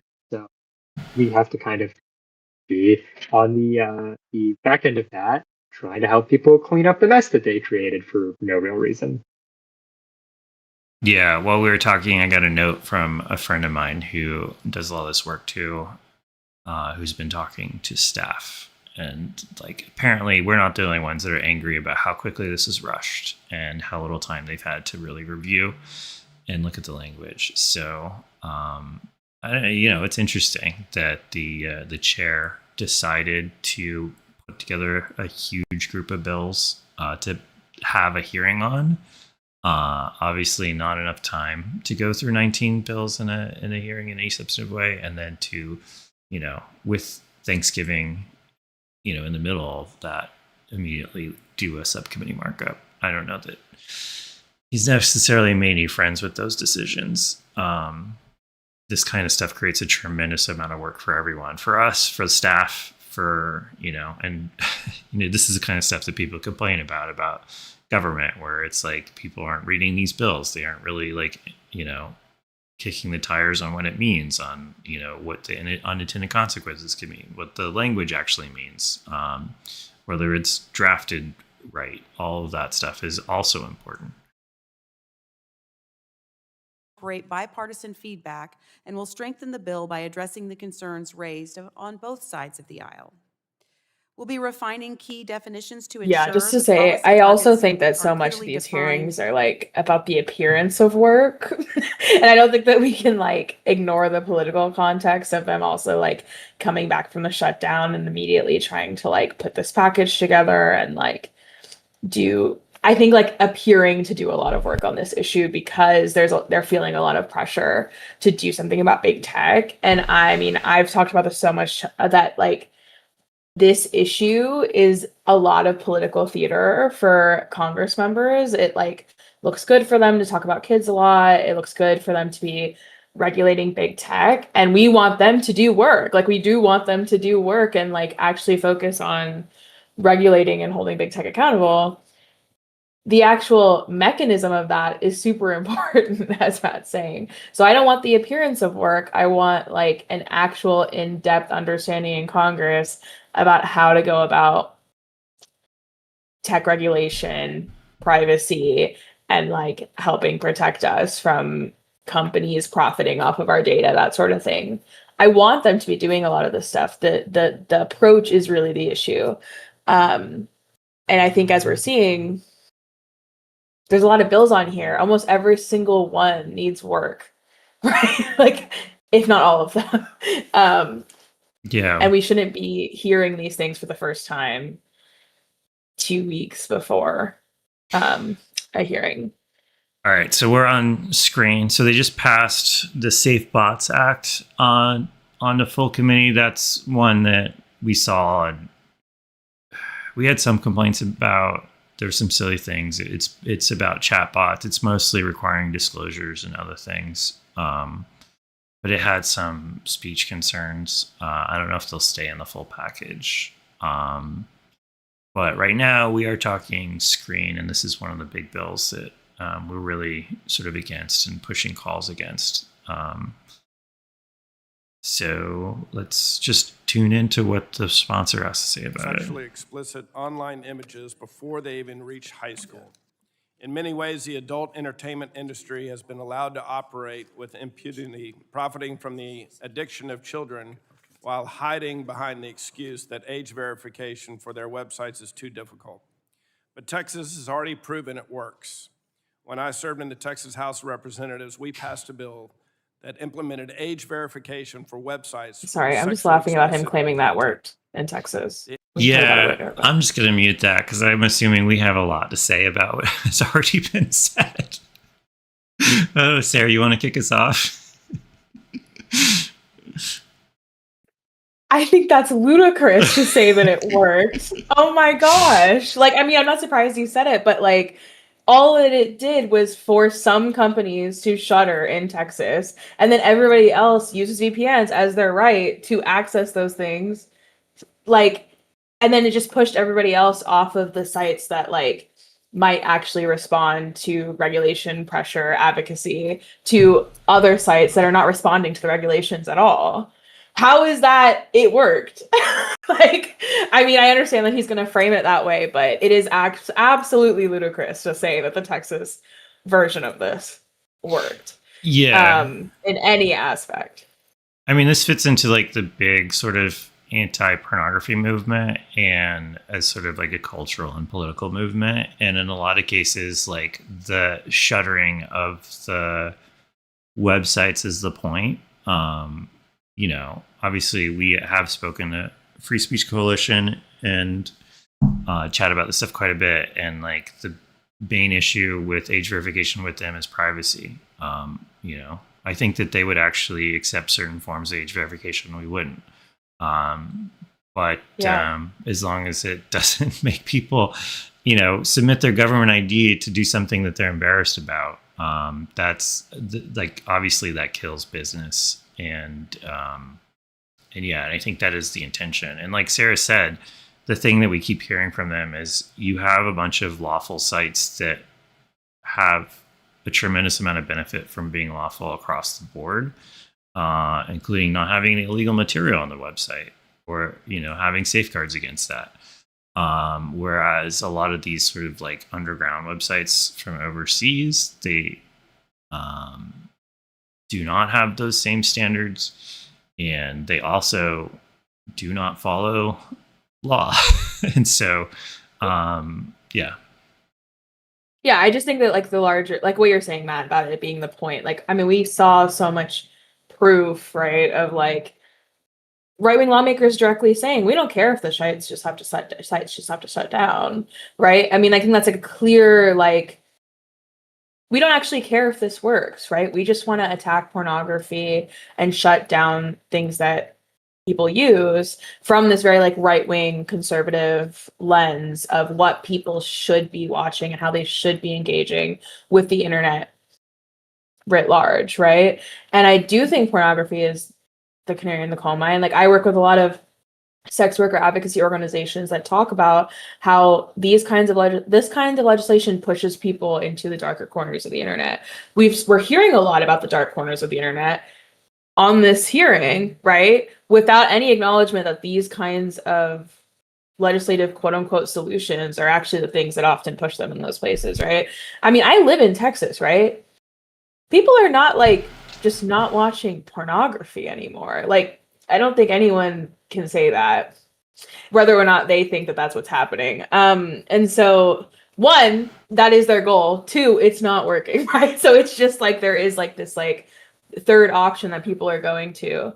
And yeah, I think it's complete obfuscation to say it's worked because, but by their own definition of like wanting to maybe shut down Pornhub in Texas, sure. I guess maybe it's worked, right? But it's not an actual solution to anything that they're talking about. It's harmful to people. And it's just like contributed to this proliferation of age verification legislation across the states that has like looked different in every state, that has had its own problems in every state.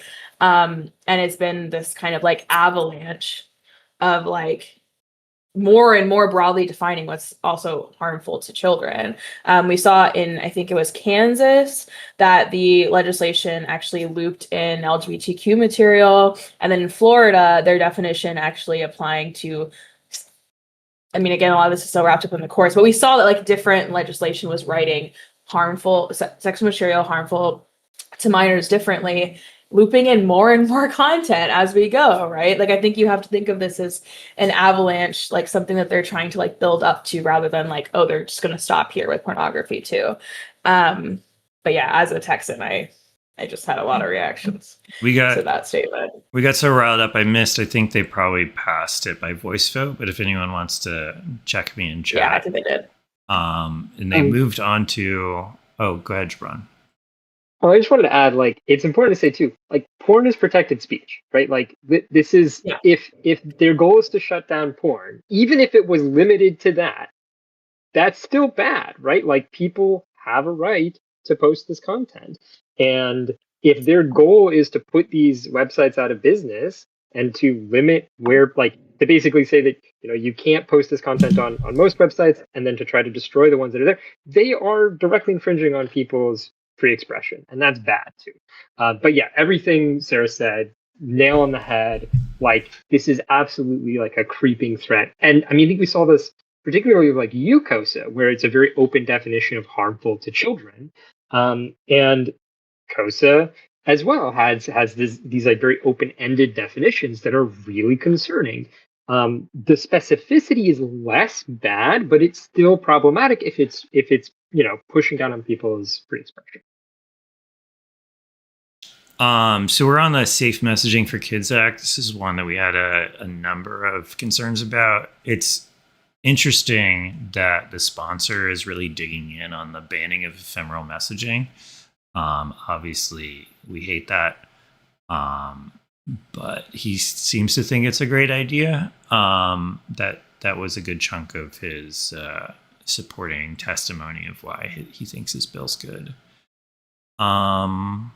And sort of like as an aside, I have heard from other folks in sort of our world and DC world that like staff haven't been educated enough on safe messaging for Kids Act. So, yeah, it's honestly a good opportunity. Like if you want to, when Sarah posts our 2-pager, if you want to kind of, get sort of your top concerns and send it to committee staff. And again, we'll have sort of tools for that. That's something that would probably do a lot of good at this point. There's obviously a lot of bills here that we consider to be like top tier threats. And this is sort of like maybe the bottom of the top tier or mid tier because we didn't really see it as sort of moving like some of these other bills. But I do think this is a bad bill and it's kind of suffered by not being examined and made it more likely that it can move. So, yeah, appreciate everyone that's contacting Congress. It helps. I think the one thing we really liked about this bill is the rule of construction in it that says that it doesn't touch encryption, which is only good because it could be copy and pasted into a better bill. Matt had touched on this earlier, but bills often have what are called rules of construction, which explain to the court, how the lawmakers intended it to be interpreted. And so they'll say things like, nothing in this bill should, this one says basically, nothing in this bill should be construed as, requiring companies to break their encryption, right? That's really good. And it's something that we would like to see basically in all of these bills, right? If that language just gets copy and pasted everywhere, that would be fantastic.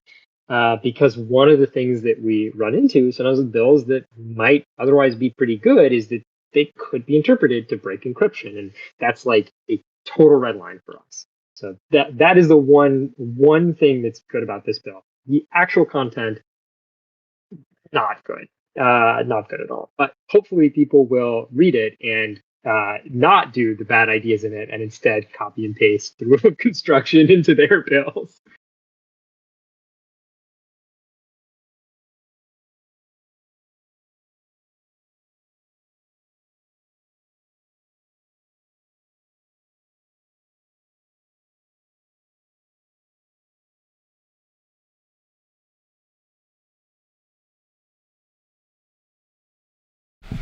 And now we're moving on to the App Store Accountability Act. This is one of the key targets of our age verification work. This bill will create an App Store level age verification. Verification required is fairly invasive, requiring like third-party verification of your age. And, that can obviously create a lot of privacy and security concerns. But it also seems like the committee is moving quickly. They probably want to go get lunch. This is, government run by normal people. It's kind of stuff that happens. So, yeah. Sarah, I don't know if you want to say anything about App Store Accountability Act.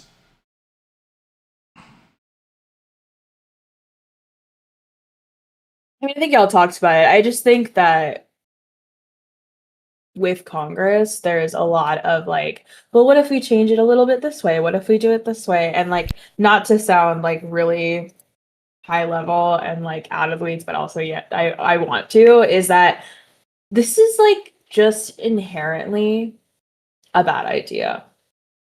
Like acting like age verifying every single person who uses all apps and websites is just an inevitability is like also part of the problem here. I do think there's a lot of like a good conversations on like what is a privacy preserving way to do it. I want to participate in those conversations, and I also don't want to like let Congress dictate what we can actually do around tech. And I think that the swell right here is basically like we just need a version of age verification, and I'm still like I actually think that age verifying and like assuming that is like where we're going still sucks, right? And I think it sucks for a lot of young people who are like looking down at the pipeline of fascism and then looking at Congress and being like, they're just concerned with knowing how old we are and regulating like how we act because of that. And so, yeah, I know it's really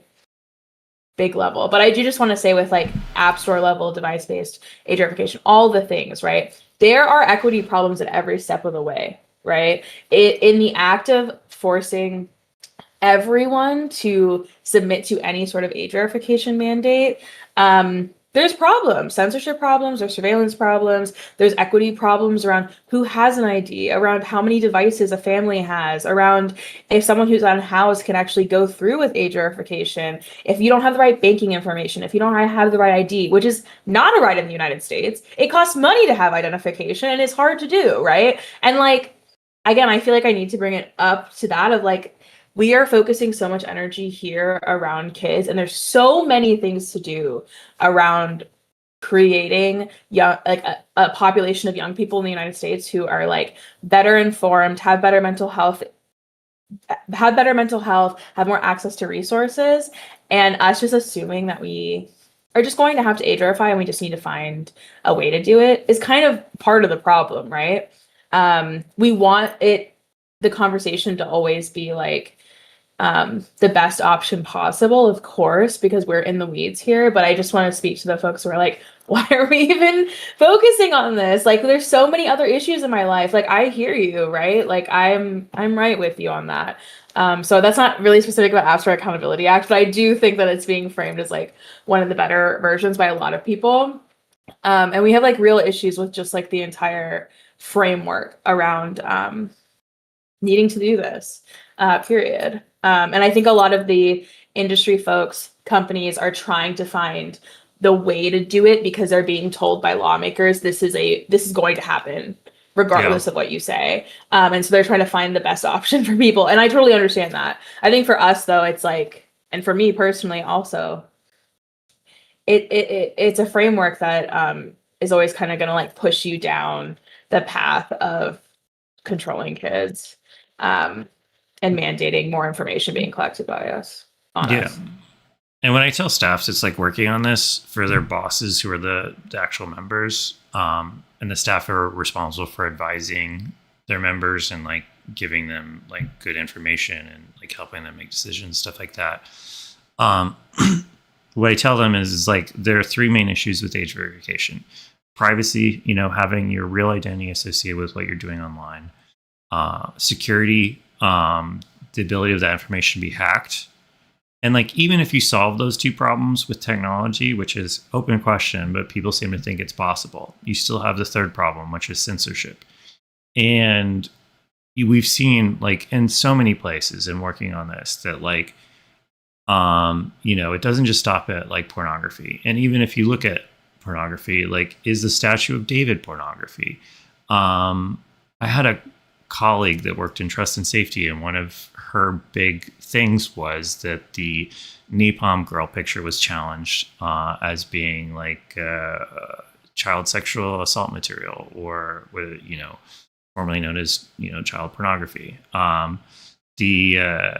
Obviously it's like one of the most important photos in history because it really changed public perception about what we were doing in the Vietnam War and turned a lot of public opinion away from the United States in our involvement there.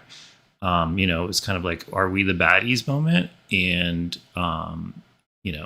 and so, but it is a picture of a young woman who like is underage, and naked because they had to strip all their clothes off because they were covered in burning napalm.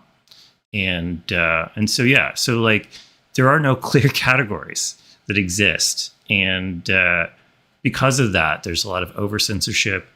At some point, platforms throw their hands up in the air and say, "Fine, we'll take down whatever you tell us," and that causes a lot of problems, especially when certain categories of content are attacked for political reasons and culture war reasons. And so, yeah, so there's when you have a powerful tool to segregate an entire population away from important information around like queer mental health, access to LGBTQ, materials, access to like some of this historical stuff, and other things. Like that's all going to creep in. And yeah. I would also just add two things. One, to the point that Sarah's brought up a couple of times about how rushed this has all been.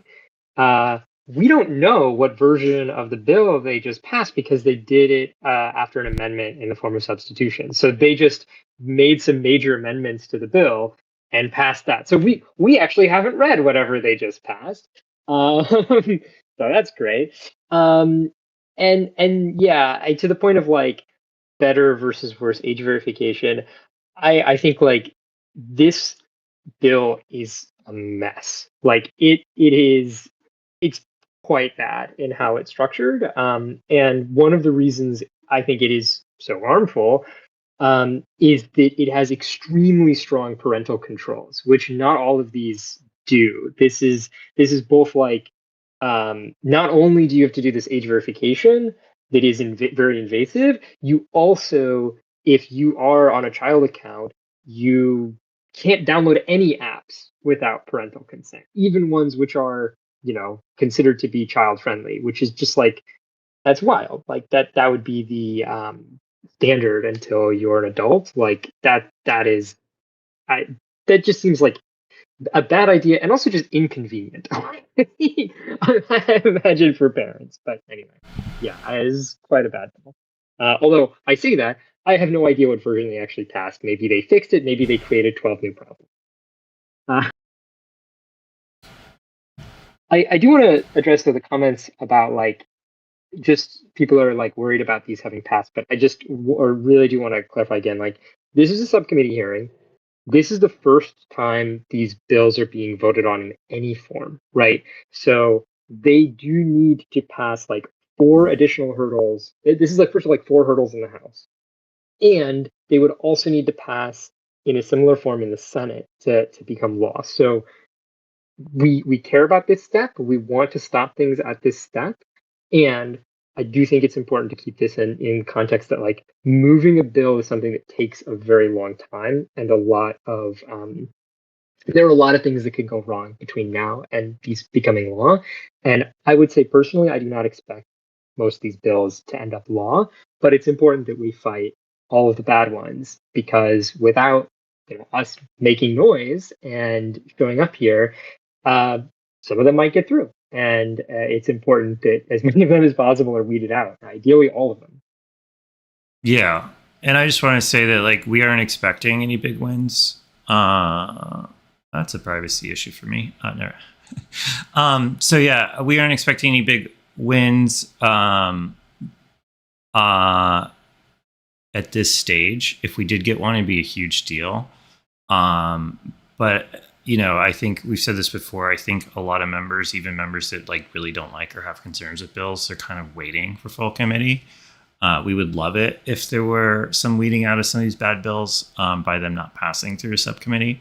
But like Jibran said, the sort of like how a bill becomes law is in the House, it goes through in the Senate, it goes through similar processes: subcommittee, full committee, some sort of screening for what goes on the floor, and then it has to be approved on the floor. And then the House and Senate bills have to either match exactly, or they have to go through what's called a conference, where both houses send negotiators to negotiate sort of a final version of that, and then that has to again hit the floor of both houses and be voted through. Each step of the process, it raises the risk of a bill passing. So when it comes to a bad bill, like, I'm risk averse. I want it defeated as early as possible. But where we're at right now is like these things are moving. We should worry about them. We should drive action. We should not, sit on our hands. But like, we shouldn't necessarily freak out yet. There's still plenty of time for us to do the work necessary to block sort of this bad legislation.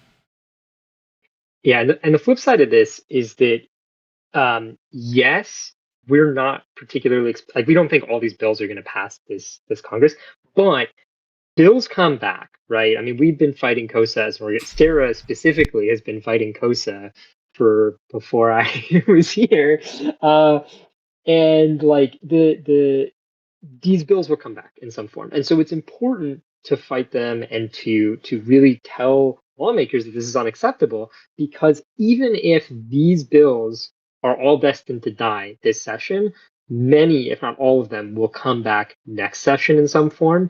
And it's important that we keep pushing on this. And I think, you know, in last week's hearing, we saw a lot more of the concerns that we've been trying to bring up about bills like COSA being discussed during the committee hearing, which was good. And as Sarah said last week, this is because people like you and us have been fighting this. And so, you know, we are moving the needle on this stuff, right? A victory does not necessarily look like this bill dying right now, nor does it passing right now look like defeat. This is a long-term project. We are in it for the long haul, and whether we win, like any victory will be temporary here, and similarly, any passage today is not the end of the fight. This is one more battle, and I think we are winning actually in terms of like moving the conversation, and there are improvements to these bills, even though a lot of them we still don't like, that are the direct result of your advocacy and of coalitions pushing back against these bad ideas over years. So that is important to remember. And also, sometimes Congress moves fast, right? That's the thing we have to remember. There's a low chance of these bills suddenly passing, but it does sometimes happen. We saw that with Take It Down, which was a bill that we thought had some good ideas, but had some very serious issues with how it was drafted. That very quickly was passed because Melania Trump decided that she cared about it, and so put pressure on Trump and Johnson to just move this forward. So that's one of the reasons it is important to be vigilant, right? Like, you know, when we're saying don't freak out, like it's okay, like this is not the end of the world. That does not mean we shouldn't be paying attention, right? We're paying attention because this stuff does move quickly. It'll move slowly and then it will move quickly. And so it's important that we're here. It's important that we're paying attention and that we stay engaged. And just remember, this is a long haul fight. This isn't about what happens today. This is a much bigger thing. Yeah, and just to add something to that, like one of the threats we named, right, was something in this package or the entire package or whatever, a bill in this hearing getting attached to the National Defense Authorization Act, which is a must-pass funding bill, might move quickly. If it gets on there, it'll be very quick, right? Like that's one of the named threats we've talked about, right?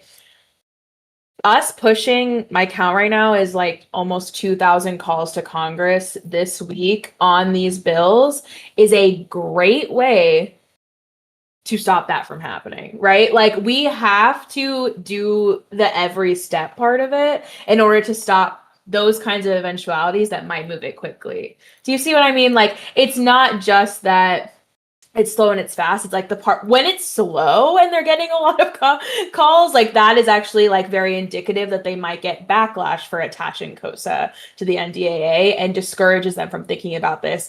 And I think another part of this is like, I cannot describe to you when I started at FIGHT how just assumed it was that COSA would pass like in some form. Like it was literally like, why wouldn't it pass? It is like one of the most, if not the most popular legislation in the Senate. Like it has so many supporters, all this stuff. And now it is literally like so controversial that they like hesitate to put it in spaces where people could like amend it because it's become controversial. I'm not saying it doesn't have support in Congress. I'm saying that the conversation and like the feeling around it has shifted a lot. And like, that's important. Like the idea of like the House leadership working even to take the duty of care out because y'all know what the duty of care is and how awful it is. Like that is huge when it comes to tech policy in terms of like something becoming so controversial, a population of people online who like deeply understand this issue and understand why they oppose it. That's a huge deal. So yeah, I think like we need to stay vigilant, but also so much of the work that happens at these markups, at these hearings, of y'all calling and taking action and making sure people are like super aware of what's going on is the whole thing. Like it is like it's a huge deal. Hard to name wins sometimes with Congress because people things keep getting reintroduced, but like that's a huge win to me that we've already gotten. And just to quickly address a comment in the chat, signing a petition, emailing, calling, all that stuff is enough. Like, to be frank, like it's Jibran and I's job to carry it the rest of the way. Like, you know, when, like, for example, when it comes to NDA, the unspoken rule is nothing controversial goes in the NDA. The way that a lot of members sneak something in is they say, oh, this is uncontroversial before the public or anyone becomes aware of it. You being aware of it and emailing members makes it controversial, and it reduces the chance that it gets jammed in the NDA. The only problem and the downside is, unfortunately, like every time it comes up, like subcommittee, committee, staff members, they have very short memory spans. So that's why we ask you to keep driving out these emails and comments and calls around these moments. But it makes a big difference. And if that's all you can do, like, that's great. I think you're doing more than most people in this country, and you should feel proud of yourself. Yeah, and to maybe demystify this a little bit, so I was an intern for a House office a few years ago, and one of my jobs as an intern was to answer the phones, record what people said, look through emails and petitions, and record that and communicate it upwards to the member. And so even if, I mean, you're probably going to speak to an intern or a staff assistant when you call, but you calling them matters. They do care, and like any office that's doing its job vaguely competently will record what you're saying, and they at the very least will record you as opposed to this bill, right? Like bare minimum, that is the level of recording you should expect. And not like as in like they're taping your call, but like someone would be like writing that down. And offices care. If 100 people call in a week saying that they hate a bill, offices take notice of that. And that doesn't mean that like you drive 100 calls and you're guaranteed to flip someone's vote, but people in Congress are very risk averse. And if something like this, even if the member's like, well, I want to pass this, but my constituents are mad, then exactly as Matt said, right? Like they're not going to put it in the NDAA because it's controversial. And so, yeah, it really does. It does matter. It's not that by calling we have the ability to just flip everything overnight, but they do listen. They're at least, even if they don't always change their behavior, they are listening. They should be anyway. And yeah, so calling, it is important. And if you can encourage other people to call and write, that matters too. If you can, if you feel like you need to do more, I mean, I think something that's always good is like, if you feel really moved on it, you can try to get involved, maybe with a local organization, or even just like write your thoughts down. I remember when I was a teenager, I like blogged and wrote my thoughts about various issues, and maybe not many people read them at the time, but it was a good outlet. And right, like it does matter, what we think about these things and what we say to others. So you can carry that on into other things if you want to. And as Matt said, like calling and writing these emails is a big deal. It does matter. So don't feel like you're not doing anything when you're not.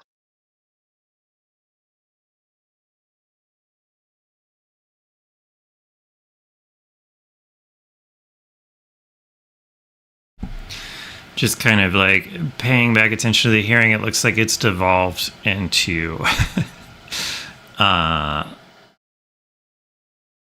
quite a bit of arguing about, various people that want, like the App Store Freedom Act that Kamek and Trojan really wanted not being in here, how that interacts with some of the other bills. I believe this was, this argument was launched off the Parents Over Platforms Act, which I believe is the bill that Apple is supporting / pushing. And so that seems to be like the best explanation of why we're devolving into a lot of arguing over tech lobbying and competition and stuff like that. I wanted to also address one of the questions in the chat. Aviation Tuber asked, are any of these bills going to prevent apps from being launched on Windows? I unfortunately see it happening for phones, but I wasn't sure about Windows/Linux. So the answer is we're not actually sure because, again, a lot of these bills are not very well drafted. So many of them, off the top of my head, most of the bills that we've looked at that are imposing age verification are specifically doing so on app stores, but there's ambiguity there, right? Because how they define app store is very broad, and there are actually app stores on computers now, right? And so if it exists on a mobile device, like there's like the Apple App Store that also exists on the computer. It's unclear which of them would affect both. We think that the intention for most of these is geared towards phones, but because they're ambiguously drafted, they could have a much bigger impact. Because at the end of the day, the intent isn't what matters. What matters is what is written in the bill. And currently what's written in the bill is ambiguous. And so we don't know for a lot of these. We think that they're probably geared towards phones primarily and like Apple. Yeah. Yeah, Jibran and I spent like 15 minutes discussing one bill about whether or not it would apply to Steam, but only on the Steam Deck, because the Steam Deck is a mobile device that has an app store. But like your computer is not a mobile device. At least my desktop isn't, and you know it has a number of app stores. But yeah, it's like that gets back into like. You know, sometimes you have good ideas that are bad because of how they're written, and you have staff and members that refuse to change it. And sometimes you have bad bills that are worse because of how they're written. And then, as Jibran's pointed out, sometimes you have bad bills that have good sections on it that you want people to steal from when it comes to things like end-to-end encryption. And so yeah, it's one of the weird parts about working in DC and having to read all these laws is that, and even just like dealing with all these offices and members, like sometimes they're right for the wrong reasons and sometimes they're wrong for the right reasons. And sometimes you have to, you know, say, you know, I agree with someone even when like you don't like them as a person or like a lot of the things they've said. That happens to us quite often, unfortunately, when certain members say a lot of the right things and agree with us, but then you find out that like they have horrific track records on abortion or LGBTQ or other things, and so it's always a mess. Probably the most remarkable moment of that nature is when I think it was a couple of months ago when Ted Cruz, of all people, was on the right side of a censorship issue, which is just like, wow, okay. I mean, yep, he's right.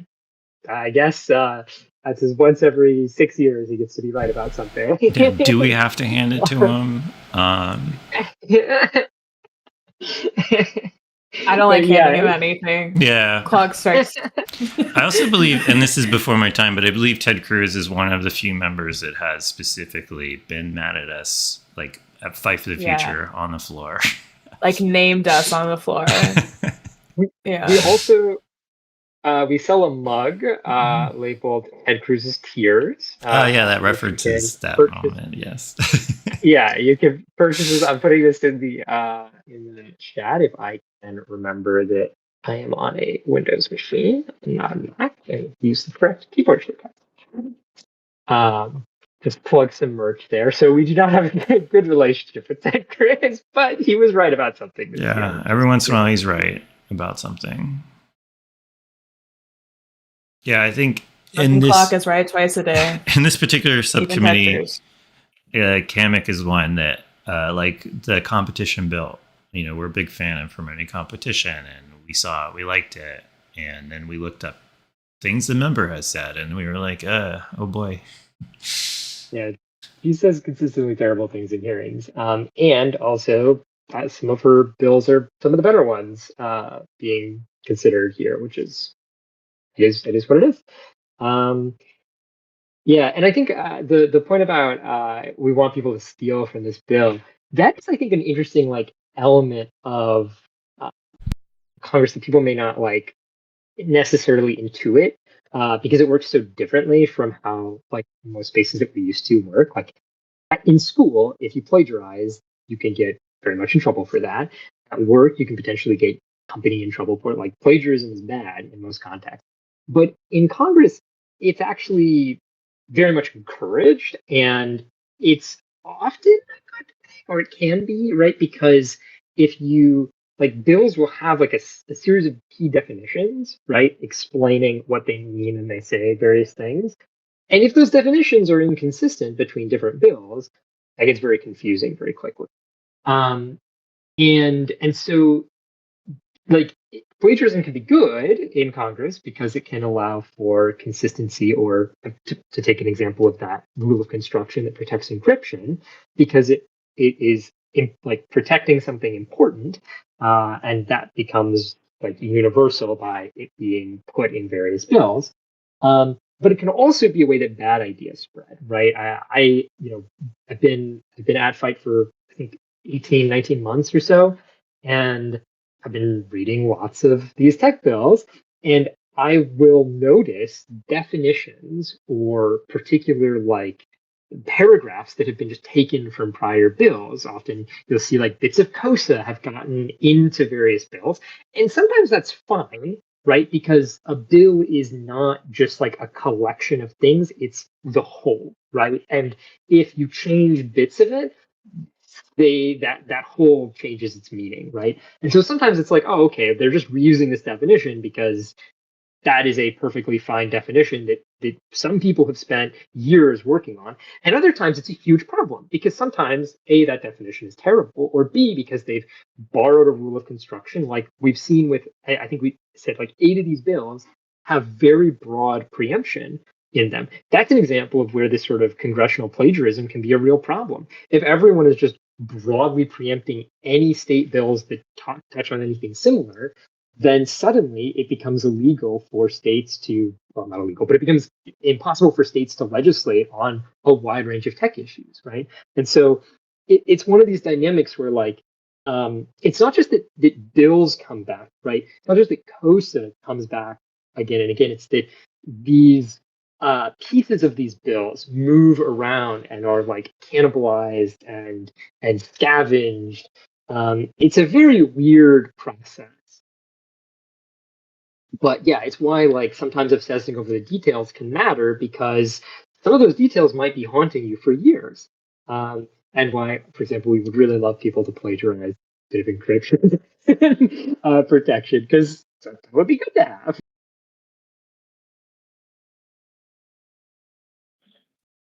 I feel like I'm going backwards, but I also just wanted to make a point about like sometimes when we were talking about like some people who have really bad, awful politics have a bill that kind of makes sense.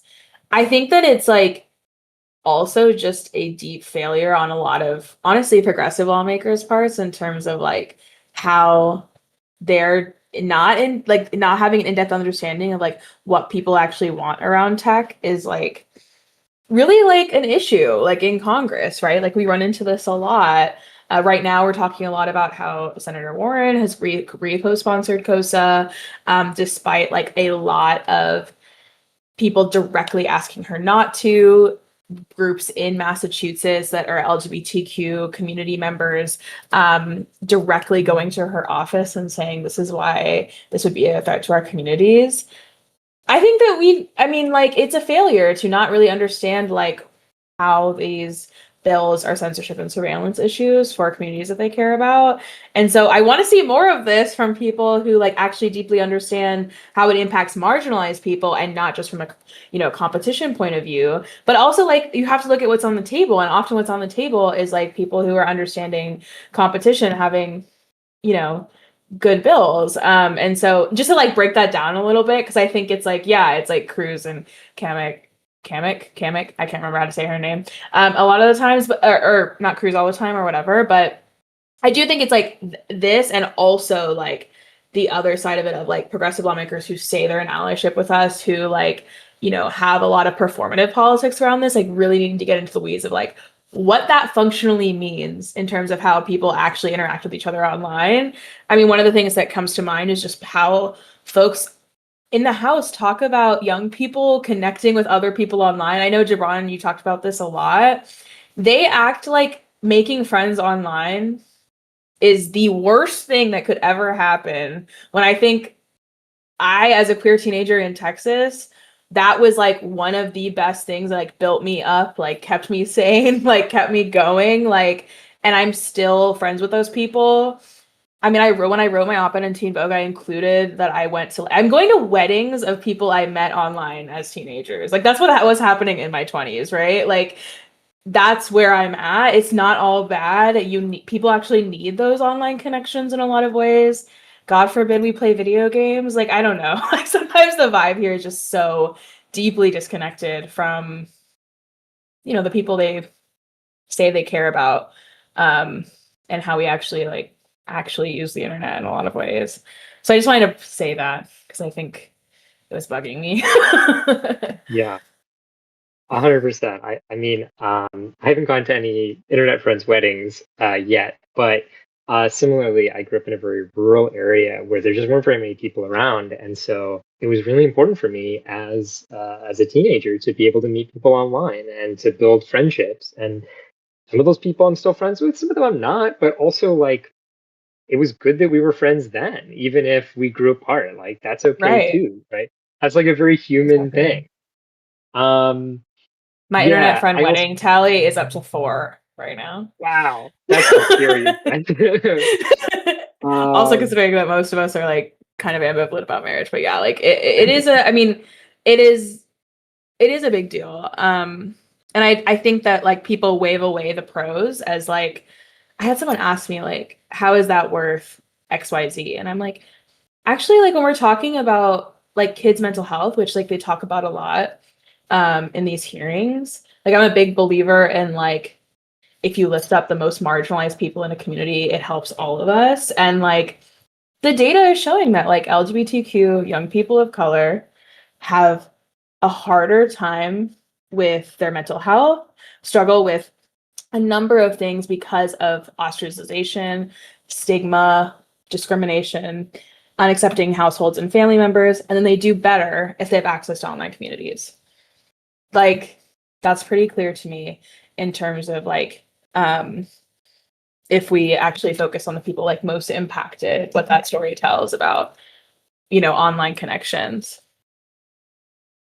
Yeah, to tie a couple of threads together, one of the things that we see in these discussions of kids' online safety are some really horrific stories of bad things that happen to kids, often resulting in death, that are repeated again and again in Congress. And it's not to say that these stories don't matter, that they shouldn't be part of a conversation, but the effect is that, and I mentioned this near the beginning of the stream about the attention economy aspect of Congress, that members of Congress are exposed to gigantic amounts of information at any one time. There are thousands of bills being considered by each chamber in any given session.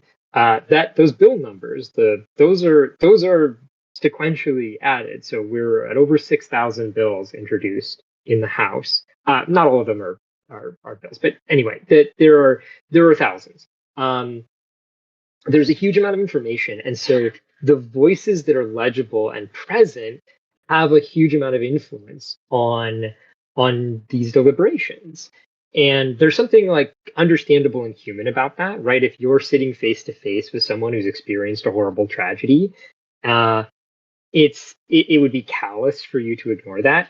And the problem is that the hidden costs of a lot of these bills don't make it into the room unless you make sure they do, right? Like unless we and anyone who cares about this elevates these points, they're just not going to be part of the conversation. And so to sort of tie this back to, we mentioned this someone brought up the Patriot Act, right? Like this is in the chat, this is a couple hours ago. But the Patriot Act is like a great example of something that like Congress adopted because they were looking at it in terms of these sort of unlikely but serious risks and ignoring the very likely, like the sort of persistent costs that it would impose on everybody. So I think it's important when we're like trying to address issues of safety and well-being to think much more holistically and not to just focus exclusively on these sort of what some people refer to as tail risk. Right? Like you've got a bell curve, there are these long tails of unlikely things that do still happen and are potentially devastating if they do happen. But you cannot legislate by just looking at tail risks. You have to think about what is the impact going to be on, like there's 350 million people in the US. These bills, especially some of these bills would affect everyone in the world. There's one in this pile that would affect every VPN user globally. And many of the others, even though they wouldn't explicitly do that, would have an impact on the internet as is experienced by people in other countries, right? We have to think about these issues on the scale of the world because we are like this legislation is going to affect the world. And so it is important that we don't get lost in these tragedies and are able to hold, you know, these horrible things happened and also think about like, well, what's the impact going to be on the millions of kids who are very isolated, who live in rural areas, who would otherwise not have access to these communities. So yeah, these are the things that are like, it's why it's important that you're engaged in this work with us, is because that's the only way Congress is going to hear that side of the story, because yeah, it needs to be made legible to them. I just want to catch folks up. We had a huge development, I think, largely in due to the fact that the Parents Over Platforms Act is kind of competing with several other age verification bills and is supported by Apple. And it seemed like there was a lot of just arguing over that. I think there's also a lot of tempers and tensions because of how quickly these are moving and what people know. And so obviously quite a few members were unhappy at the sort of lobbying blitz that happened from industry. We've moved on to Palone's bill. This is a bill that we think we like based on our short time with it. It also is another AINS or amendment in the nature of substitute, which means they deleted the whole bill and rewrote it. That doesn't necessarily mean there's a lot of substantive changes, but they must have saw enough need for technical changes that it was too complicated to, the way these things are written legally is delete this word and replace with this word. And once you get to too much of that, it becomes impossible for anyone to read it. I actually personally like it when they do amendments in the nature of substitutes, because it means you get to read the whole thing instead of reading a hacked up version of it. But yeah, so this is the data broker bill, and the one objection was around law enforcement, which is a real shame. This is something we see a lot, and this is something that we've advocated on with something like the Fourth Amendment is Not for Sale Act. And it's this idea that police departments get to buy a lot of this data that they shouldn't have access to from data brokers. And this is information that would normally need a subpoena or other things for due process reasons. And I guess the National Sheriff's Association wrote a letter saying that it's dangerous for data brokers to delete all this data on minors and not have them available to sheriffs. And so now the Republicans on the committee seem to be telling Palone that they want him to work with them on this issue before they hit the full committee. Which likely means that they're going to pass it on voice vote, but they're going to push him behind closed doors to do some sort of carve out for law enforcement or something like that. I don't know. I personally have very negative opinions about these types of letters and actions because I feel like it's more industry motivated than anything. And also, obviously, don't feel comfortable with law enforcement being able to have all this data that they shouldn't have access to. But these are kind of the politics that emerge and define a lot of these hearings. Yeah, to add a little bit to that, right? So the problem that Matt's referring to is that normally, if police want to search your device, right, they need to serve a warrant. They need to get a warrant from a judge, and then they need to serve that warrant. The problem with data brokers is that they're able to hoover up a huge amount of information about your online activity. So normally, cops would have to go to, for example, to Google and say, with a warrant, I need to see this person's search history as part of this ongoing investigation where we have probable cause, whatever, right? Like they would need to go through that process. If instead police can buy information from a data broker who's buying it from Google or whomever, right? Like anyone who's collecting your data may be selling it to a data broker. And so huge amounts of data about your internet activity is available to the highest bidder. And at the moment, in general, law enforcement do not need a warrant to access that data, which is a huge problem. It is like that is a gigantic abrogation of civil rights. And so it would be very unfortunate for this bill to end up with that kind of carve out. I hope that does not happen. We will have to see. I am also extremely opposed to that. And it yeah, could ruin an otherwise decent bill. Trojan's very aggressive in a good way on a lot of these privacy and data broker issues. She has an amendment on deck. I'm assuming it's to make it stronger. But you know, we haven't gotten to content yet. And again, this is one of like the things that kind of is unfortunate about these hearings is, you know, we have no idea what they're talking about right now because it wasn't posted, or at least it might have been posted and we just didn't see it. But when these things move fast, obviously the public gets less view into what's happening. But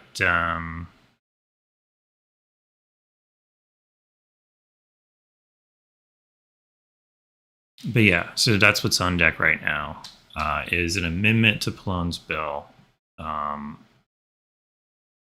that provides more privacy for minors by requiring data brokers to not collect and delete data on minors. I'm just going to turn it on for a little bit to give us a break. One at a time, California's system follows the model of the Bipartisan Delete Act by creating one trusted government website with strong privacy protections. Now, as a parent of 2 young daughters, I know it is not realistic to file deletion requests with hundreds of data brokers just to make sure that my child's data is not constantly bought and sold. No parent has time for that. I just wanted to flag real My amendment quick. today would strengthen. Sarah shared the 2-pager that we worked on. If you're interested in getting some more details about some of these bills, that is analysis that we sent to the committee before the hearing. It is in the chat. Gentlewoman yield to me? Yes, of course. Yeah, and I think I understand what Trojan's doing. I think she's offering at least part of her Delete Act, which is a bill we supported very much so. It was a data broker targeted bill as an amendment. I think she's going to immediately agree to withdraw because it's like she wants to keep pushing her bill in front of the committee strategically, but strategically she also doesn't want to make an enemy of Palone, and Palone doesn't want to add anything that's going to make it less likely for his bill to pass, and it's hard enough to regulate data brokers. So this is again part of like the negotiation that occurs, and yeah, it looks like there's a lot of amendments being offered to Palone's bill. But yeah. I just wanted to quickly go through some of the comments in chat. Kevin Sanchez said that they feel like a lot of members of Congress don't know what the internet is used for. Correct. I think it is pretty common for us to watch these hearings and for a member to go on a tangent, basically talking about tech support for their device or something like that. There's only a handful of members, I think, that are really technology savvy, and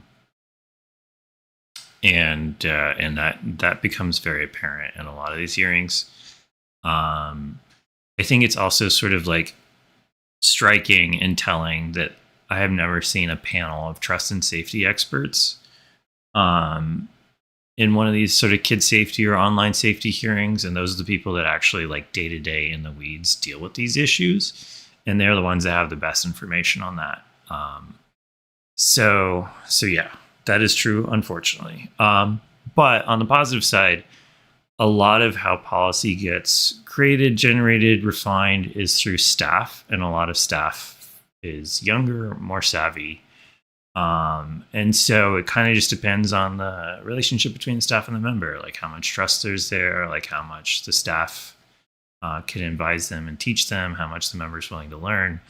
That is all office to office. And so sometimes you have sort of older members that you feel like might be out of touch, but then they have incredible staff and they have great relationships with their staff, and they're like constantly, like Senator Wyden, obviously, great example, constantly showing that he cares and knows and is willing to learn. But again, those are few. And I think there was one other question. I'll find it and I'll put the stream back on for a second. Of their own children, in response to their input, we added safeguards that prevent a minor's profile from being recommended to an adult user. We restrict the sharing of minors' geolocation data and ban the use of design practices that limit a parent's ability to benefit from the bill's safeguards and parental tools. We also increase transparency to the public by requiring the audit to include the types of harms reported, not just the number of reports, requiring certain information. All right, I found the question. I think this is something we'll all have something to say, so I'll bring Sarah and Jibran in this. But there was a question on what advice would you give to people who want to become involved locally? I think there's a number of answers to that. One, we have an email list. We push out all that information to. I think if you want to keep on top of things, I know a lot of other civil society things. I think it's great to be informed. It's great to know what's going on. It's also great to act local. And so we work in a lot of coalitions with state and local groups, and we're always so appreciative that they bring a lot of expertise and knowledge about what is going on in their communities. And I think they also appreciate working with us because we bring a lot of tools and advocacy and advice and help on how to translate that into larger actions, more national actions, more regional actions, stuff like that. And so I think that's sort of a great way in terms of finding them. It's obviously dependent on where you live. I know that ACLU often has local chapters. But even they might be a little big and sort of general purpose. Sarah, you're the one that deals the most with a lot of these folks. So if you have better advice. Yeah, no, I think that's a good point. I think that one thing I'll say is that I work with a lot of local state organizations that organize specifically around abortion access and LGBTQ rights.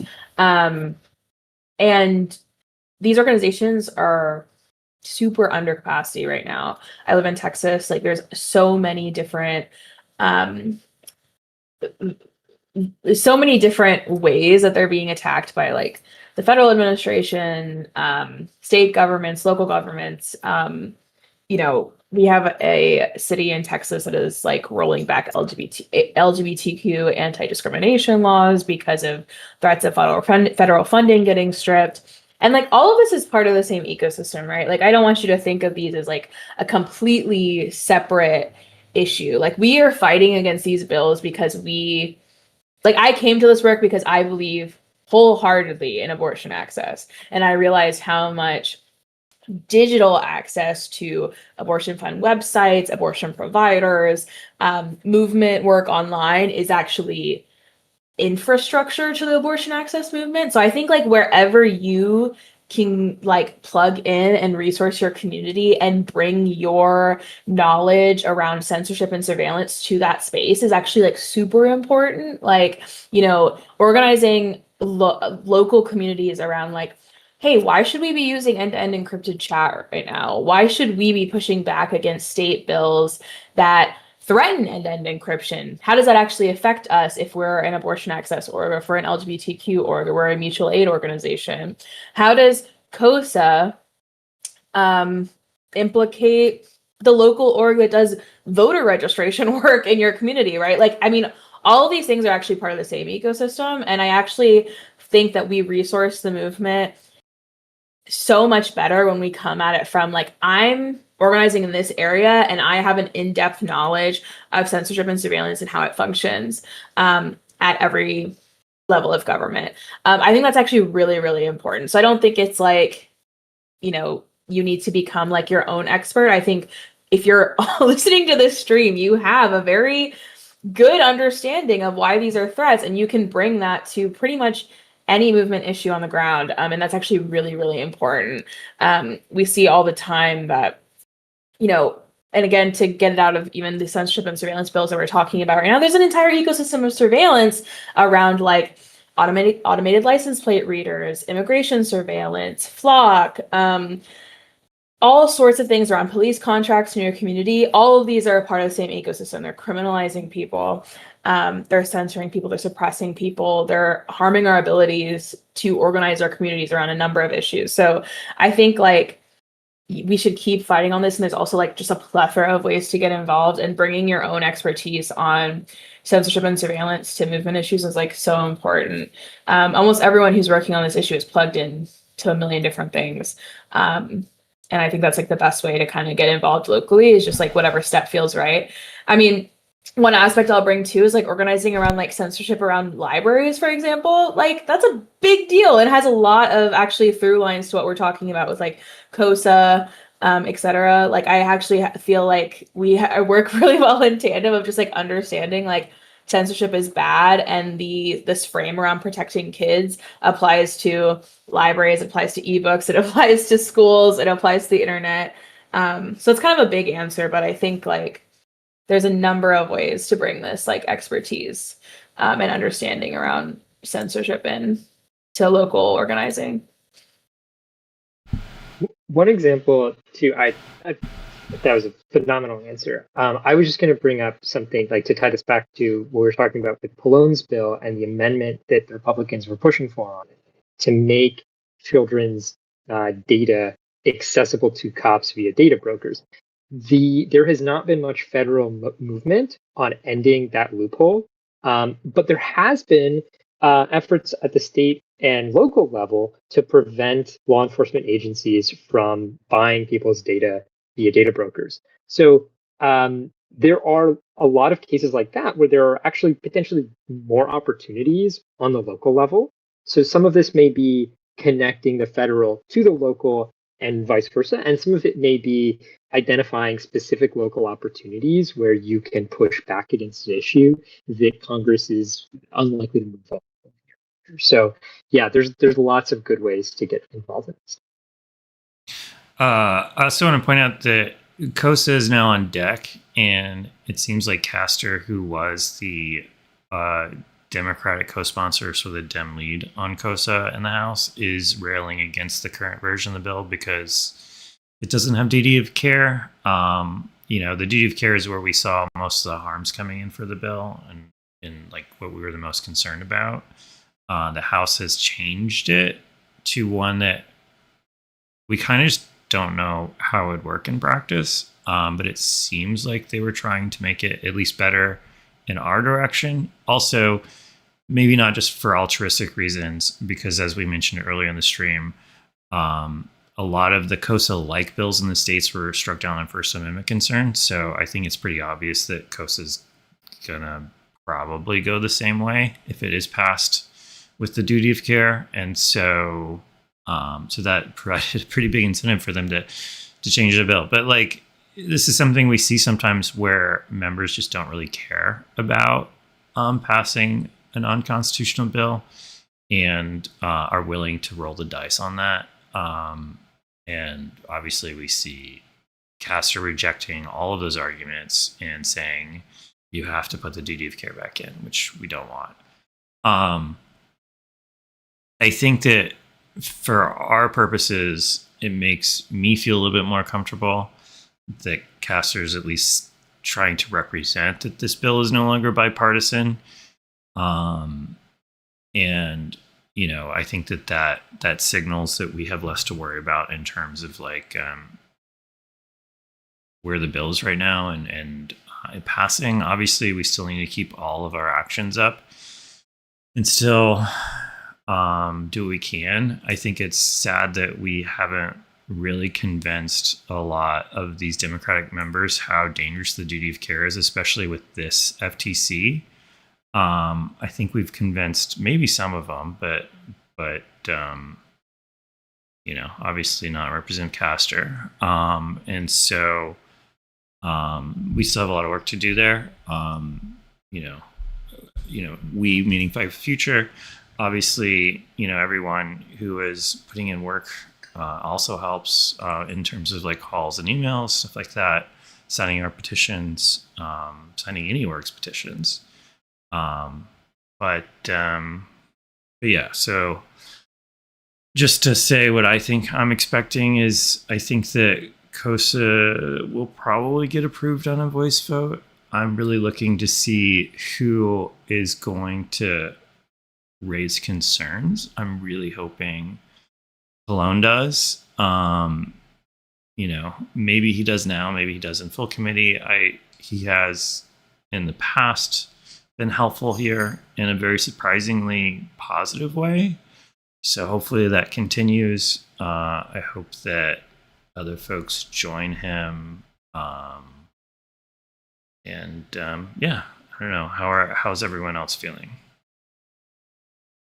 Well, we did see some of that last week in terms of people bringing up the issues with COSA, and we had a great witness there, Kate, who did a phenomenal job representing the issues that we and other civil society orgs have been raising about COSA for years.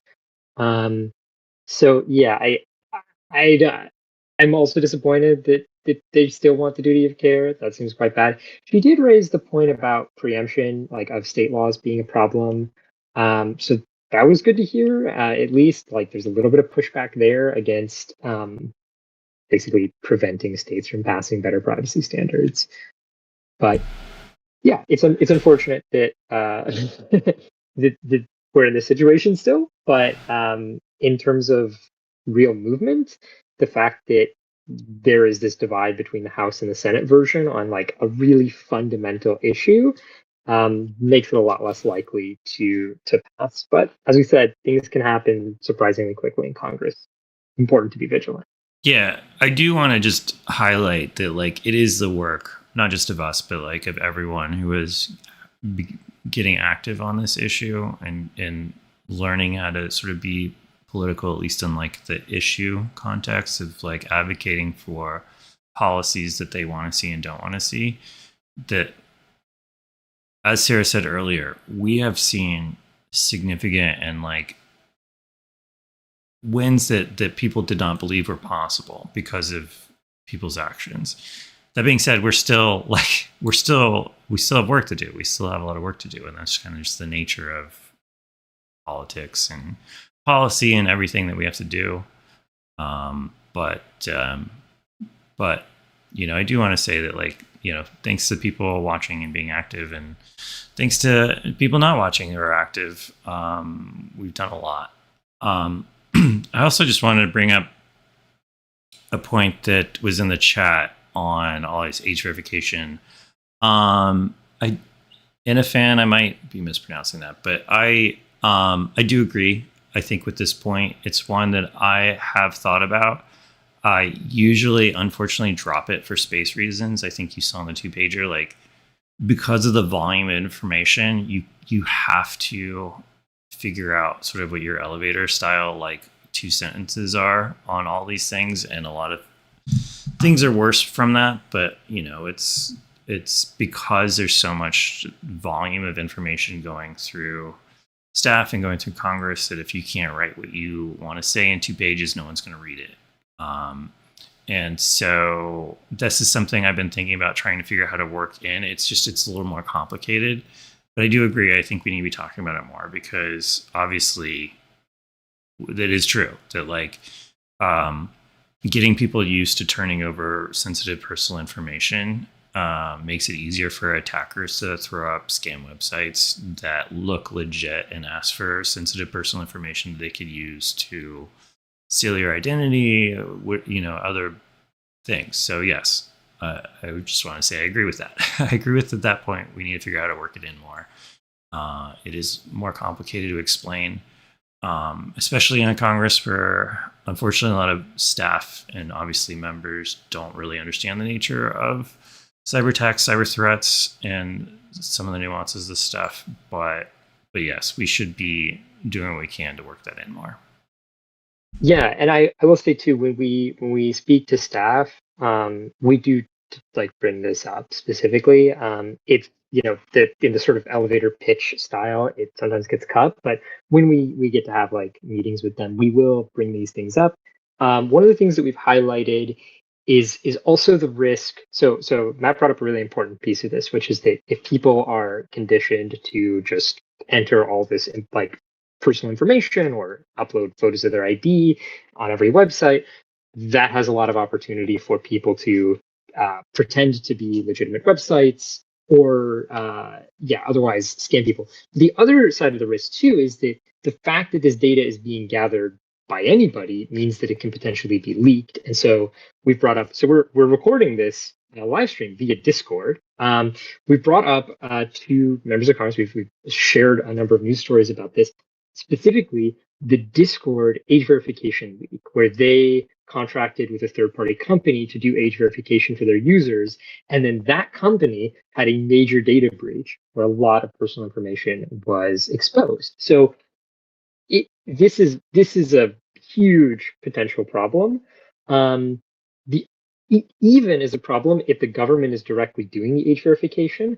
As we saw with Doge, they were basically downloading what were supposed to be totally confidential databases onto private servers, and who knows where that data is now. So if that data existing in a central repository anywhere is a threat. Even if it's individual websites gathering it, that's a problem. If it's app stores gathering it, that's a problem. If it's the government gathering it, it's also a problem. I think particularly when it comes to the potential for blackmail, there is a huge issue if someone's personal identifying information is associated with them, for example, going and watching porn on a website, right? That's the kind of thing that people can get blackmailed over quite easily. And it could be even like, this is a risk here, but if, for example, one of these bills basically means you have to age verify anyone on a VPN. So if you are in a country where, for example, homosexuality is criminalized, you have to be age verified via you're on a VPN because the internet is highly regulated there. You then have to get age verified via an American website. That data gets leaked, then you are exposed to blackmail in a really dangerous way. So like there's so many ways that this threat can proliferate. And yeah, you're absolutely right to bring it up. It is really dangerous, and it is something that we try to highlight. And yeah, as Matt said, it sometimes doesn't make the cut, and that is unfortunate, but it's a very big issue for sure. Yeah, and I think that just to say that, like, I think all of this stuff should be talked about more. Like, I agree with that. I think that, like, obviously the three of us talk about it all day, every day to everyone who will listen to us. And I think that a lot of people on the live stream are in similar boats in their own communities. And so it feels like you're kind of like yelling at a brick wall and no one is talking about this thing that's really important to you. I hear you. I am in that deeply. And it's like in our entire work right now. And I also will say, like, I similarly, like, I'm the person who usually handles press. I say this to every reporter who will listen to me. I'm in their inboxes every day talking about the Discord situation, talking about the possibilities for, like Jibran said, about blackmail, about abortion seekers being exposed for, like, for example, age verifying on like an abortion subreddit and that information being hacked. Like, I talk about this constantly on like what this means for individual people, how that information can be hacked and abused. And also, like, I bring up abortion as a particular issue because there are so many people actually bent on attacking people seeking abortions. There's a huge issue with like bad actors trying to expose people, hack people, abusive ex-partners trying to find information about people, and like that spiral. Like, there's a lot of issue there. And like, obviously I come from abortion access, and so that's a good way to talk about it with folks, because I think people understand the criminalization of abortion in the US, or at least a lot of people do. And the other thing that I'll also say here is that I don't think that there's a version of like site-based age verification, even if it's super, super private, that does not have censorship issues. So I think that like that's one dynamic I'll talk about a little bit now, is that often when we're talking to like companies or to lawmakers, they'll be like, oh, well, we'll just like change it, or we'll fix the vendor, or we'll fix the third-party company, and they'll have to delete the information, or they have to scramble the information, or they have to like not keep that information at all so it can't be hacked and abused. Even if they do all those mechanizations on site-based age verification, on like trying to find the perfect thing that would make it private, it is still a censorship issue, because someone will still have to flash their ID or do a biometric scan or put in some sort of personal information in order to access the information on the other side. So it's like a super important issue. And also the response we get is subpar, I would say, in a lot of ways. So I just wanted to bring that complication into the room too, of like, when you're trying to get to the root cause of an issue, like, it is privacy invasive, it is hackable, it can be abused, and we want to stop it for all of those reasons, and also for the censorship aspects. And so just wanted to speak that into the room of like the response sometimes we get of like, oh, we'll just do the tech solutionist version of this, and that's still not going to work. Yeah. To tie this into a conversation we were having earlier about how sometimes people we disagree with about almost everything happen to be right about one thing. One of the reasons that this is complicated is that different people will care about different things, right? There are, as we've seen, like people like Kat Kamak, I'm not sure I pronounce her name either. She really cares about competition issues, but she couldn't care less about LGBTQ people. And so if we're talking to her or someone like her, we're going to focus on the antitrust angle of whatever the issue is. And we as an organization certainly care about we care about them for a variety of reasons, right? One of the things that's complicated here is that many of these bills they're surveillance bills and they're censorship bills, right? And so it's like, which of these does a particular audience care more about? Because we care very deeply about both of those. We're very concerned about surveillance. We're very concerned about censorship. And so yeah, it can be really challenging to like find what will resonate most with a particular audience. And we generally try to present both of these arguments. And within that surveillance argument, that the sort of privacy piece is yeah, it can be a big deal. We've noticed this with a lot of offices, for example, will not want to do things that will mess with Wikipedia or break signal. And if we see something in a bill that would be a problem for Wikipedia or would be a problem for Signal, that's the thing that we can like bring up with a lot of offices and go, oh, okay, we understand why this is important. even if they maybe don't have the broader understanding of how the internet works and why these things are important, there are these sort of touchstones that they're like, yeah, Wikipedia is this remarkable source of information. It would be bad if something were to happen to it. Again, not everybody, but these are sorts of examples of the kind of touchstones that you can use. And I think a lot of what's interesting and challenging about the work that we do is figuring out how to communicate with people, right? Like our job is to be persuasive and to get people to see these issues from important neglected perspectives. And it's a really like interesting challenge to do that. So yeah, you're bringing up really good things, like thinking about like people respond to this. I want to pause this for a second to just go through what just happened in the hearing. Someone, and I missed who, forced a voice vote, and I believe all Democrats voted no. Yeah, 13 yeses and 10 no. So it seems like COSA did pass, but the Dems wanted to be on record saying that they all hated the current version. John's saying that Pallone voted yes, which is interesting. No, it's I was paying attention. In the closed caption, someone said yes, and then Pallone said no. Okay, cool. Because it didn't make any sense to me when I saw Pallone and yes, and I was like, huh? And then, I know, I was like, why would he vote yeah? Yeah.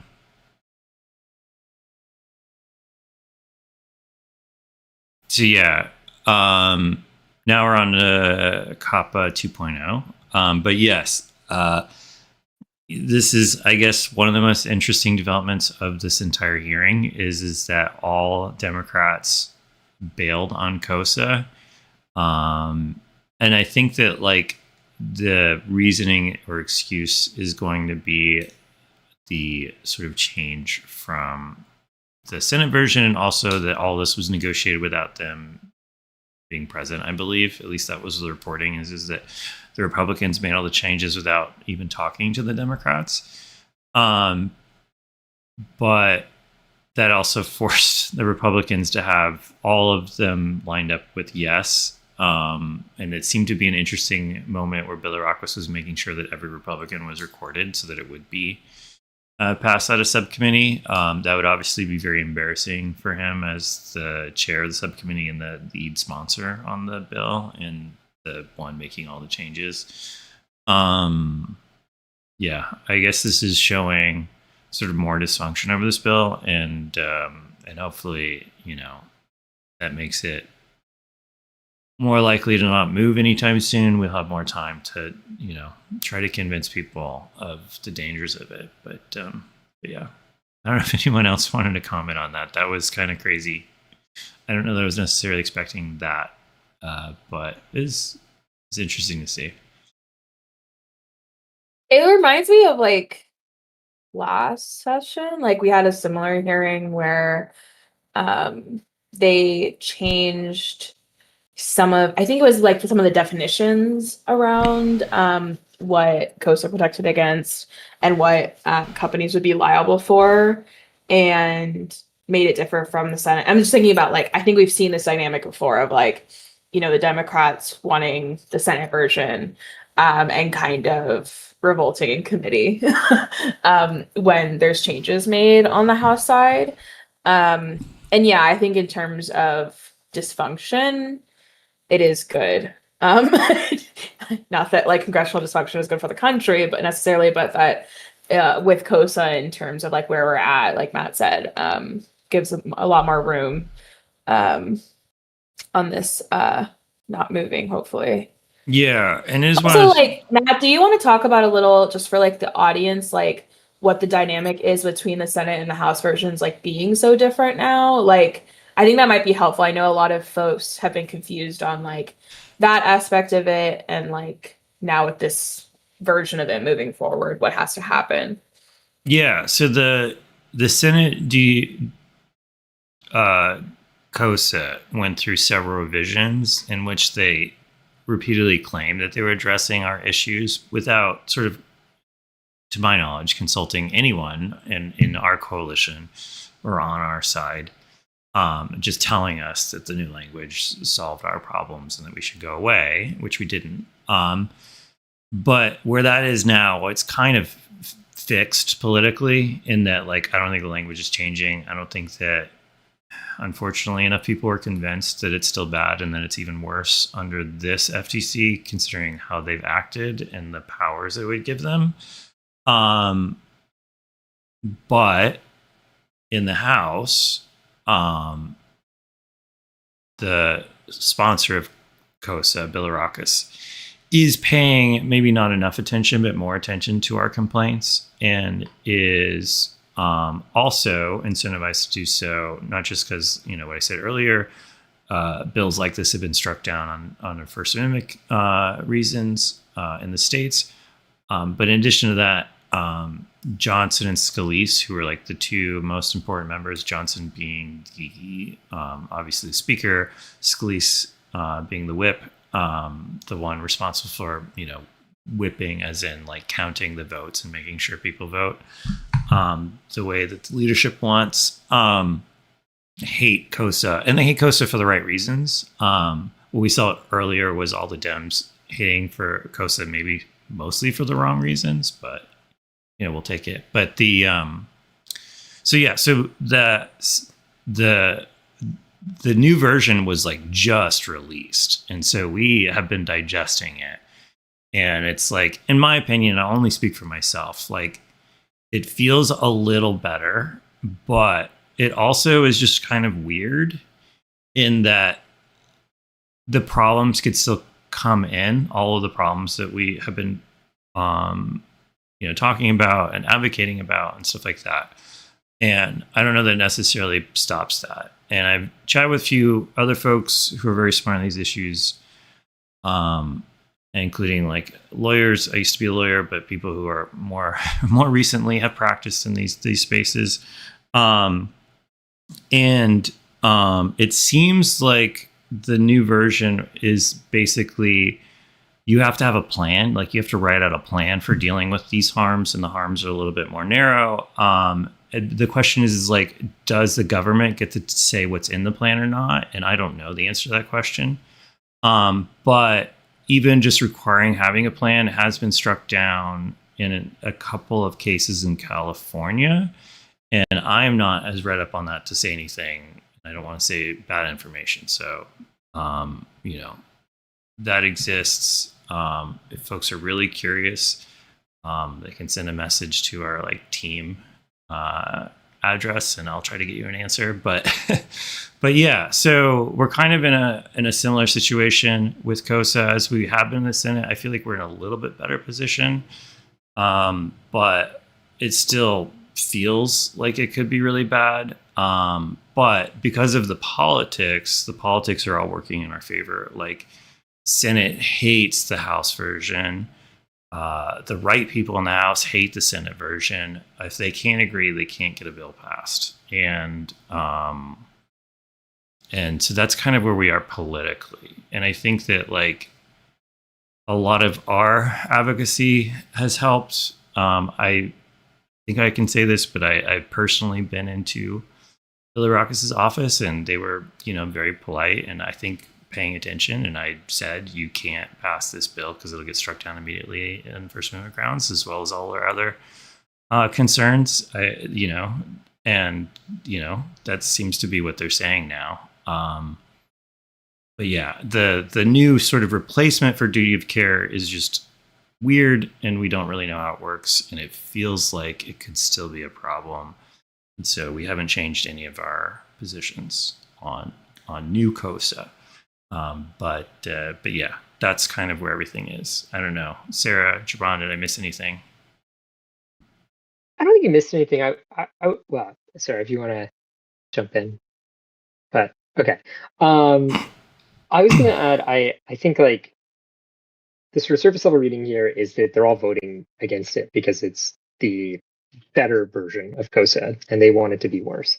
I do think, based on what we saw in last week's hearing, that that's probably not the only thing that's going on. That I think offices were raising They were like teeing Kate up to bring up the exact kind of concerns we've been elevating for a while now. I wonder if there are some offices that are sort of in both camps simultaneously, that they're like, well, this is the reason we're all saying we're voting against it, but I'm also not feeling great about this for these reasons. Like, I think those concerns are more there than they have been in the past. So I do think yeah, it's bad that they're saying they're voting against it because it's the better version of the bill and that they'd prefer the worst version. But I do wonder if there might be a little bit more going on in terms of how they're actually thinking about it, given what we saw in terms of yeah, people were complaining last week about the duty of care being removed, but they were also bringing up concerns about the censorship of LGBTQ communities online. They were bringing up concerns about privacy, right? These ideas are here too, and yeah, some of these things don't always match up in terms of what they're saying and what exactly is happening. I But think a we couple don't know. people also brought up the FTC under Trump, which I think is super Yes. important there. And I think rightly should change the dynamic, right? Yeah. Of I mean, we were talking about that before Trump got elected and before a lot of the stuff that's happened with the FTC. Not to say I told you so, but I told you so. And I do think that yeah, it should change the dynamic. It should make you question whether or not the FTC should be able to exert control over speech when the FTC is fully rooted in the Trump administration's larger goal on suppressing trans people, LGBTQ people, and abortion information. And that was brought up last week. So yeah, I do think I think my instinct is that it's the politics winning out, but there are obviously real concerns here that Dems on this committee should be listening to. That's kind of I mean, it's always been a problem for us that this is called the Kids Online Safety Act, and you have to sort of know a lot of things to know why it's bad. And obviously, if you're watching this, you're more informed than most people. The thing that I don't necessarily mind is that a lot of members are afraid of voting against something that will lead to an easy attack against them. And the fact that it's just called the Kids Online Safety Act. If they vote no, then their opponent could be so-and-so is against kids' online safety. And that's crazy because everyone wants kids to be safe online. And so, so yeah, so that's the political problem that we've been dealing with, that we've really been trying to change. And obviously it's why we do so much education and public education and trying to get people involved and stuff like that. But all of that is said to explain that for some members, they do legitimately have concerns about kids' online safety. And there's kind of an expression where it's vote yes and hope no. And we think that might mean vote invading some people. The fact that they have this excuse that Republicans have ruined this bill to vote no makes it so much easier for them to vote no, even if they're voting no for the right reasons. It also makes it a little harder to figure out who's voting no for the wrong reasons. But that is precisely it. Yeah. I was literally about to say this. This gives them the opportunity to say they're voting no for the wrong reasons, whether that's why they're voting no or not. Yes. Because it lets them have the moral high ground. Be well, you guys don't actually care about kids' online safety. That's why you weakened the bill. That's why I oppose it.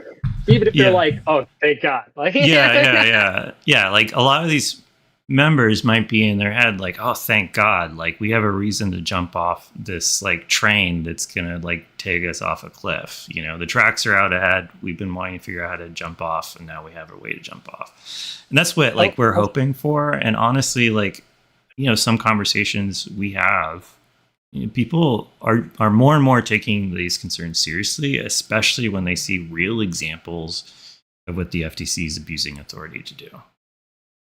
Yeah, also looks like Dems voted against COPPA 2.0 as well. Probably for the preemption. I'm 100, yes. And they roll called that one too. Okay. I did want to say one thing. Oh. Because, and they're adjourned. Yeah, we can stay on to answer questions and give final thoughts. I'm just going to switch my... Yeah. Okay, we're in it. Cool.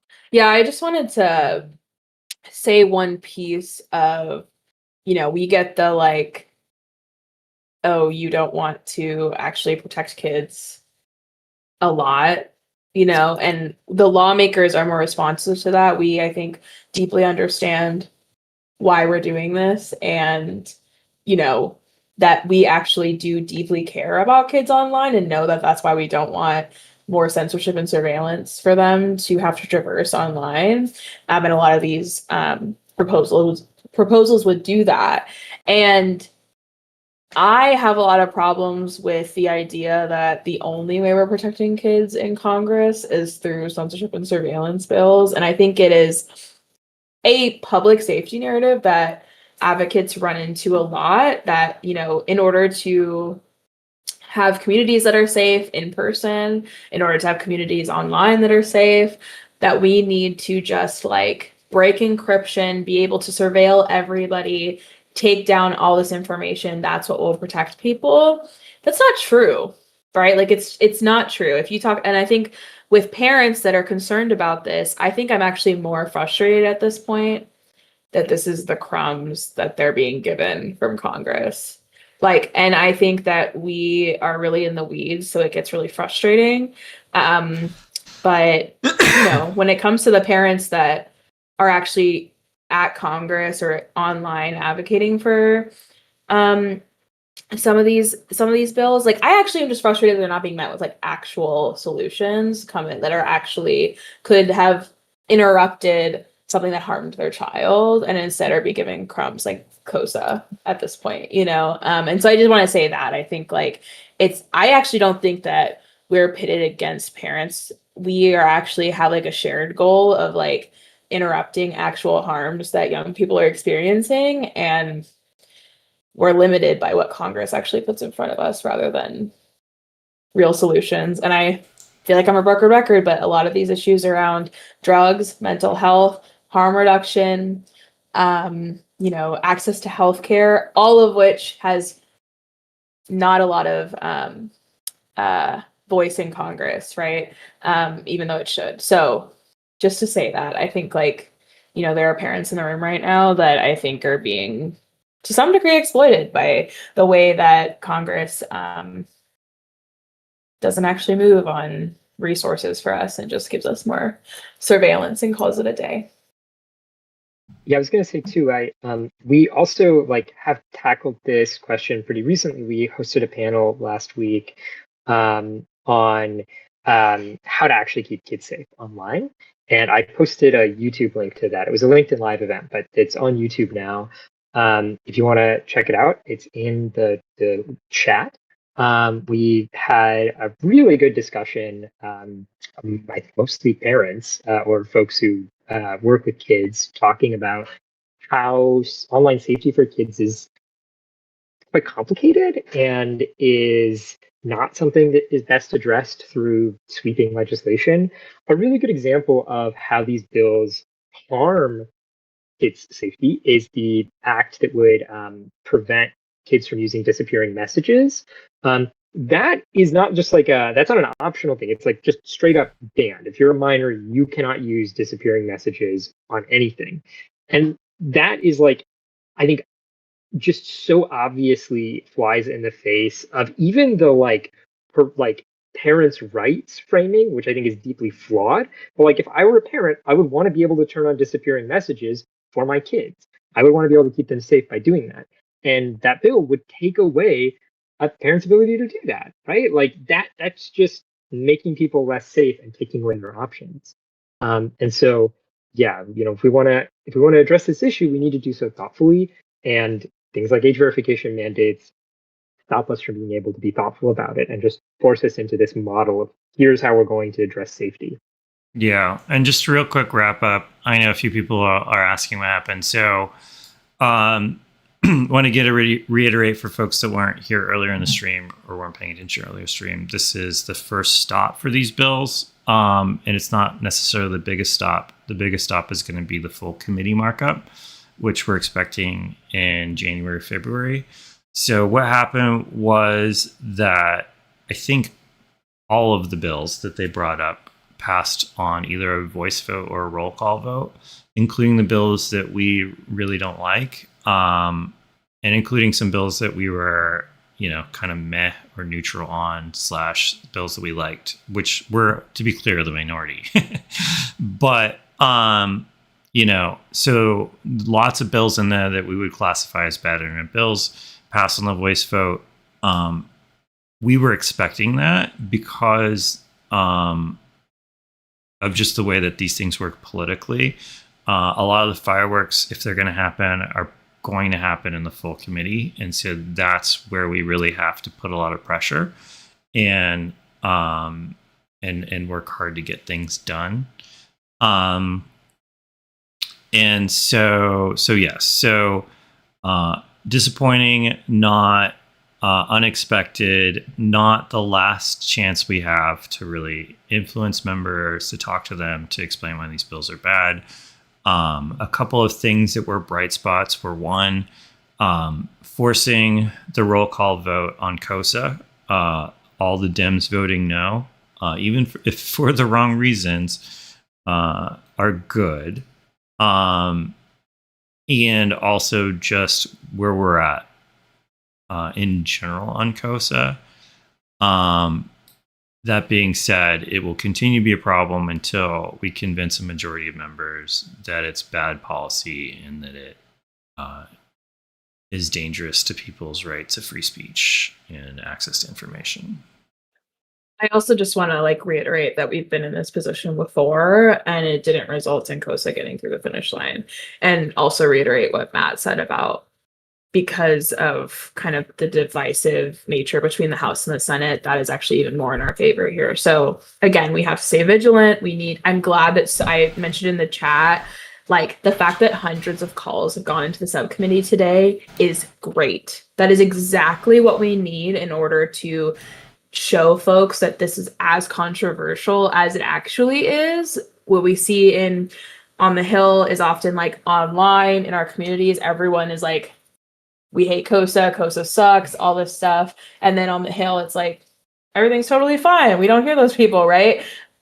When we get calls in and emails, especially while they're actually talking about the bills and showing people that they're paying attention, that they're locked in, that they oppose these bills, it's exactly what we need in order to get it to stop here or stop at the committee or whatever.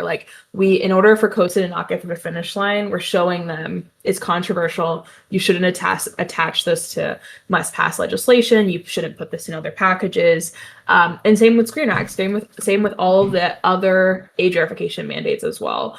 And just to be honest, we're in a different place with ID checks and age verification. Those two different, although they're in the same package and often in the same hearings, there's a global context with age verification that is coming into play. So we need that energy on age verification as well, so that people don't view these things as inevitable, right? We want them to realize and really take home that people are activated and oppose these bills, because quite frankly, people with more access who can fly into DC every day or meet with legislators every day often float to the top, and we have to be extra loud, and it sucks. But that's the work that's kept COSA from actually passing all these years. And so I know it sucks to hear again that COSA passed through a hearing or passed through a markup or passed through a committee. I know we constantly are talking about this, but it really is good that we're getting so many actions in and so many people are paying attention. It really does help with this dynamic a lot, especially for those of us who are working directly on it every day. All right, let's do our quick wrap-ups and then... Yep. So Jibran, you haven't talked yet, so you go first. Yeah, plus one to that, I was gonna say too that we talk about COSA being stopped for the wrong reasons. That might sound bad on some level, and it's not ideal, but I think it's important to stay grounded in the fact that this is a long-term struggle, right? That getting these bills to stop coming back and getting real proper solutions to these problems, like comprehensive privacy legislation, these are fights that we've been participating in for years, and there are years more to go, right? And so it might seem like, oh, okay, if COSA stalls out for the wrong reasons, it's just going to be back next year. And maybe it is, but buying time is important. It matters. If we have more time, we have more time, right? We have more opportunity to organize, to talk to people. And it does matter if things stall out. So the pushback on COSA, the bipartisan elements of COSA really falling apart in this hearing are a reason for optimism that we will get to fight this another year. And we are making progress. That like the conduct of these hearings is better this year than it was last year. As depressing as they may be, these are significantly better than when I started at Fight. I remember a hearing in particular where like a bunch of Republicans said, yeah, this bill is going to get struck down in court, but we should just pass it anyway. And like, just, yeah. So these things are moving the needle in a long-term way, slowly. And yeah, overall glad to see that. But yeah, that's pretty much it for me. Thanks for watching and being here with us. Yeah. So my quick wrap up is I see several things to be optimistic about, but obviously we still have plenty of work ahead of us, and really appreciative of everyone joining us and also taking action, because that I think was what really makes a difference and was what put us in this position. But still haven't won, but we are trending in the right direction. Sarah, you want to give your wrap up thoughts, and then we'll wish everyone a good day. Already.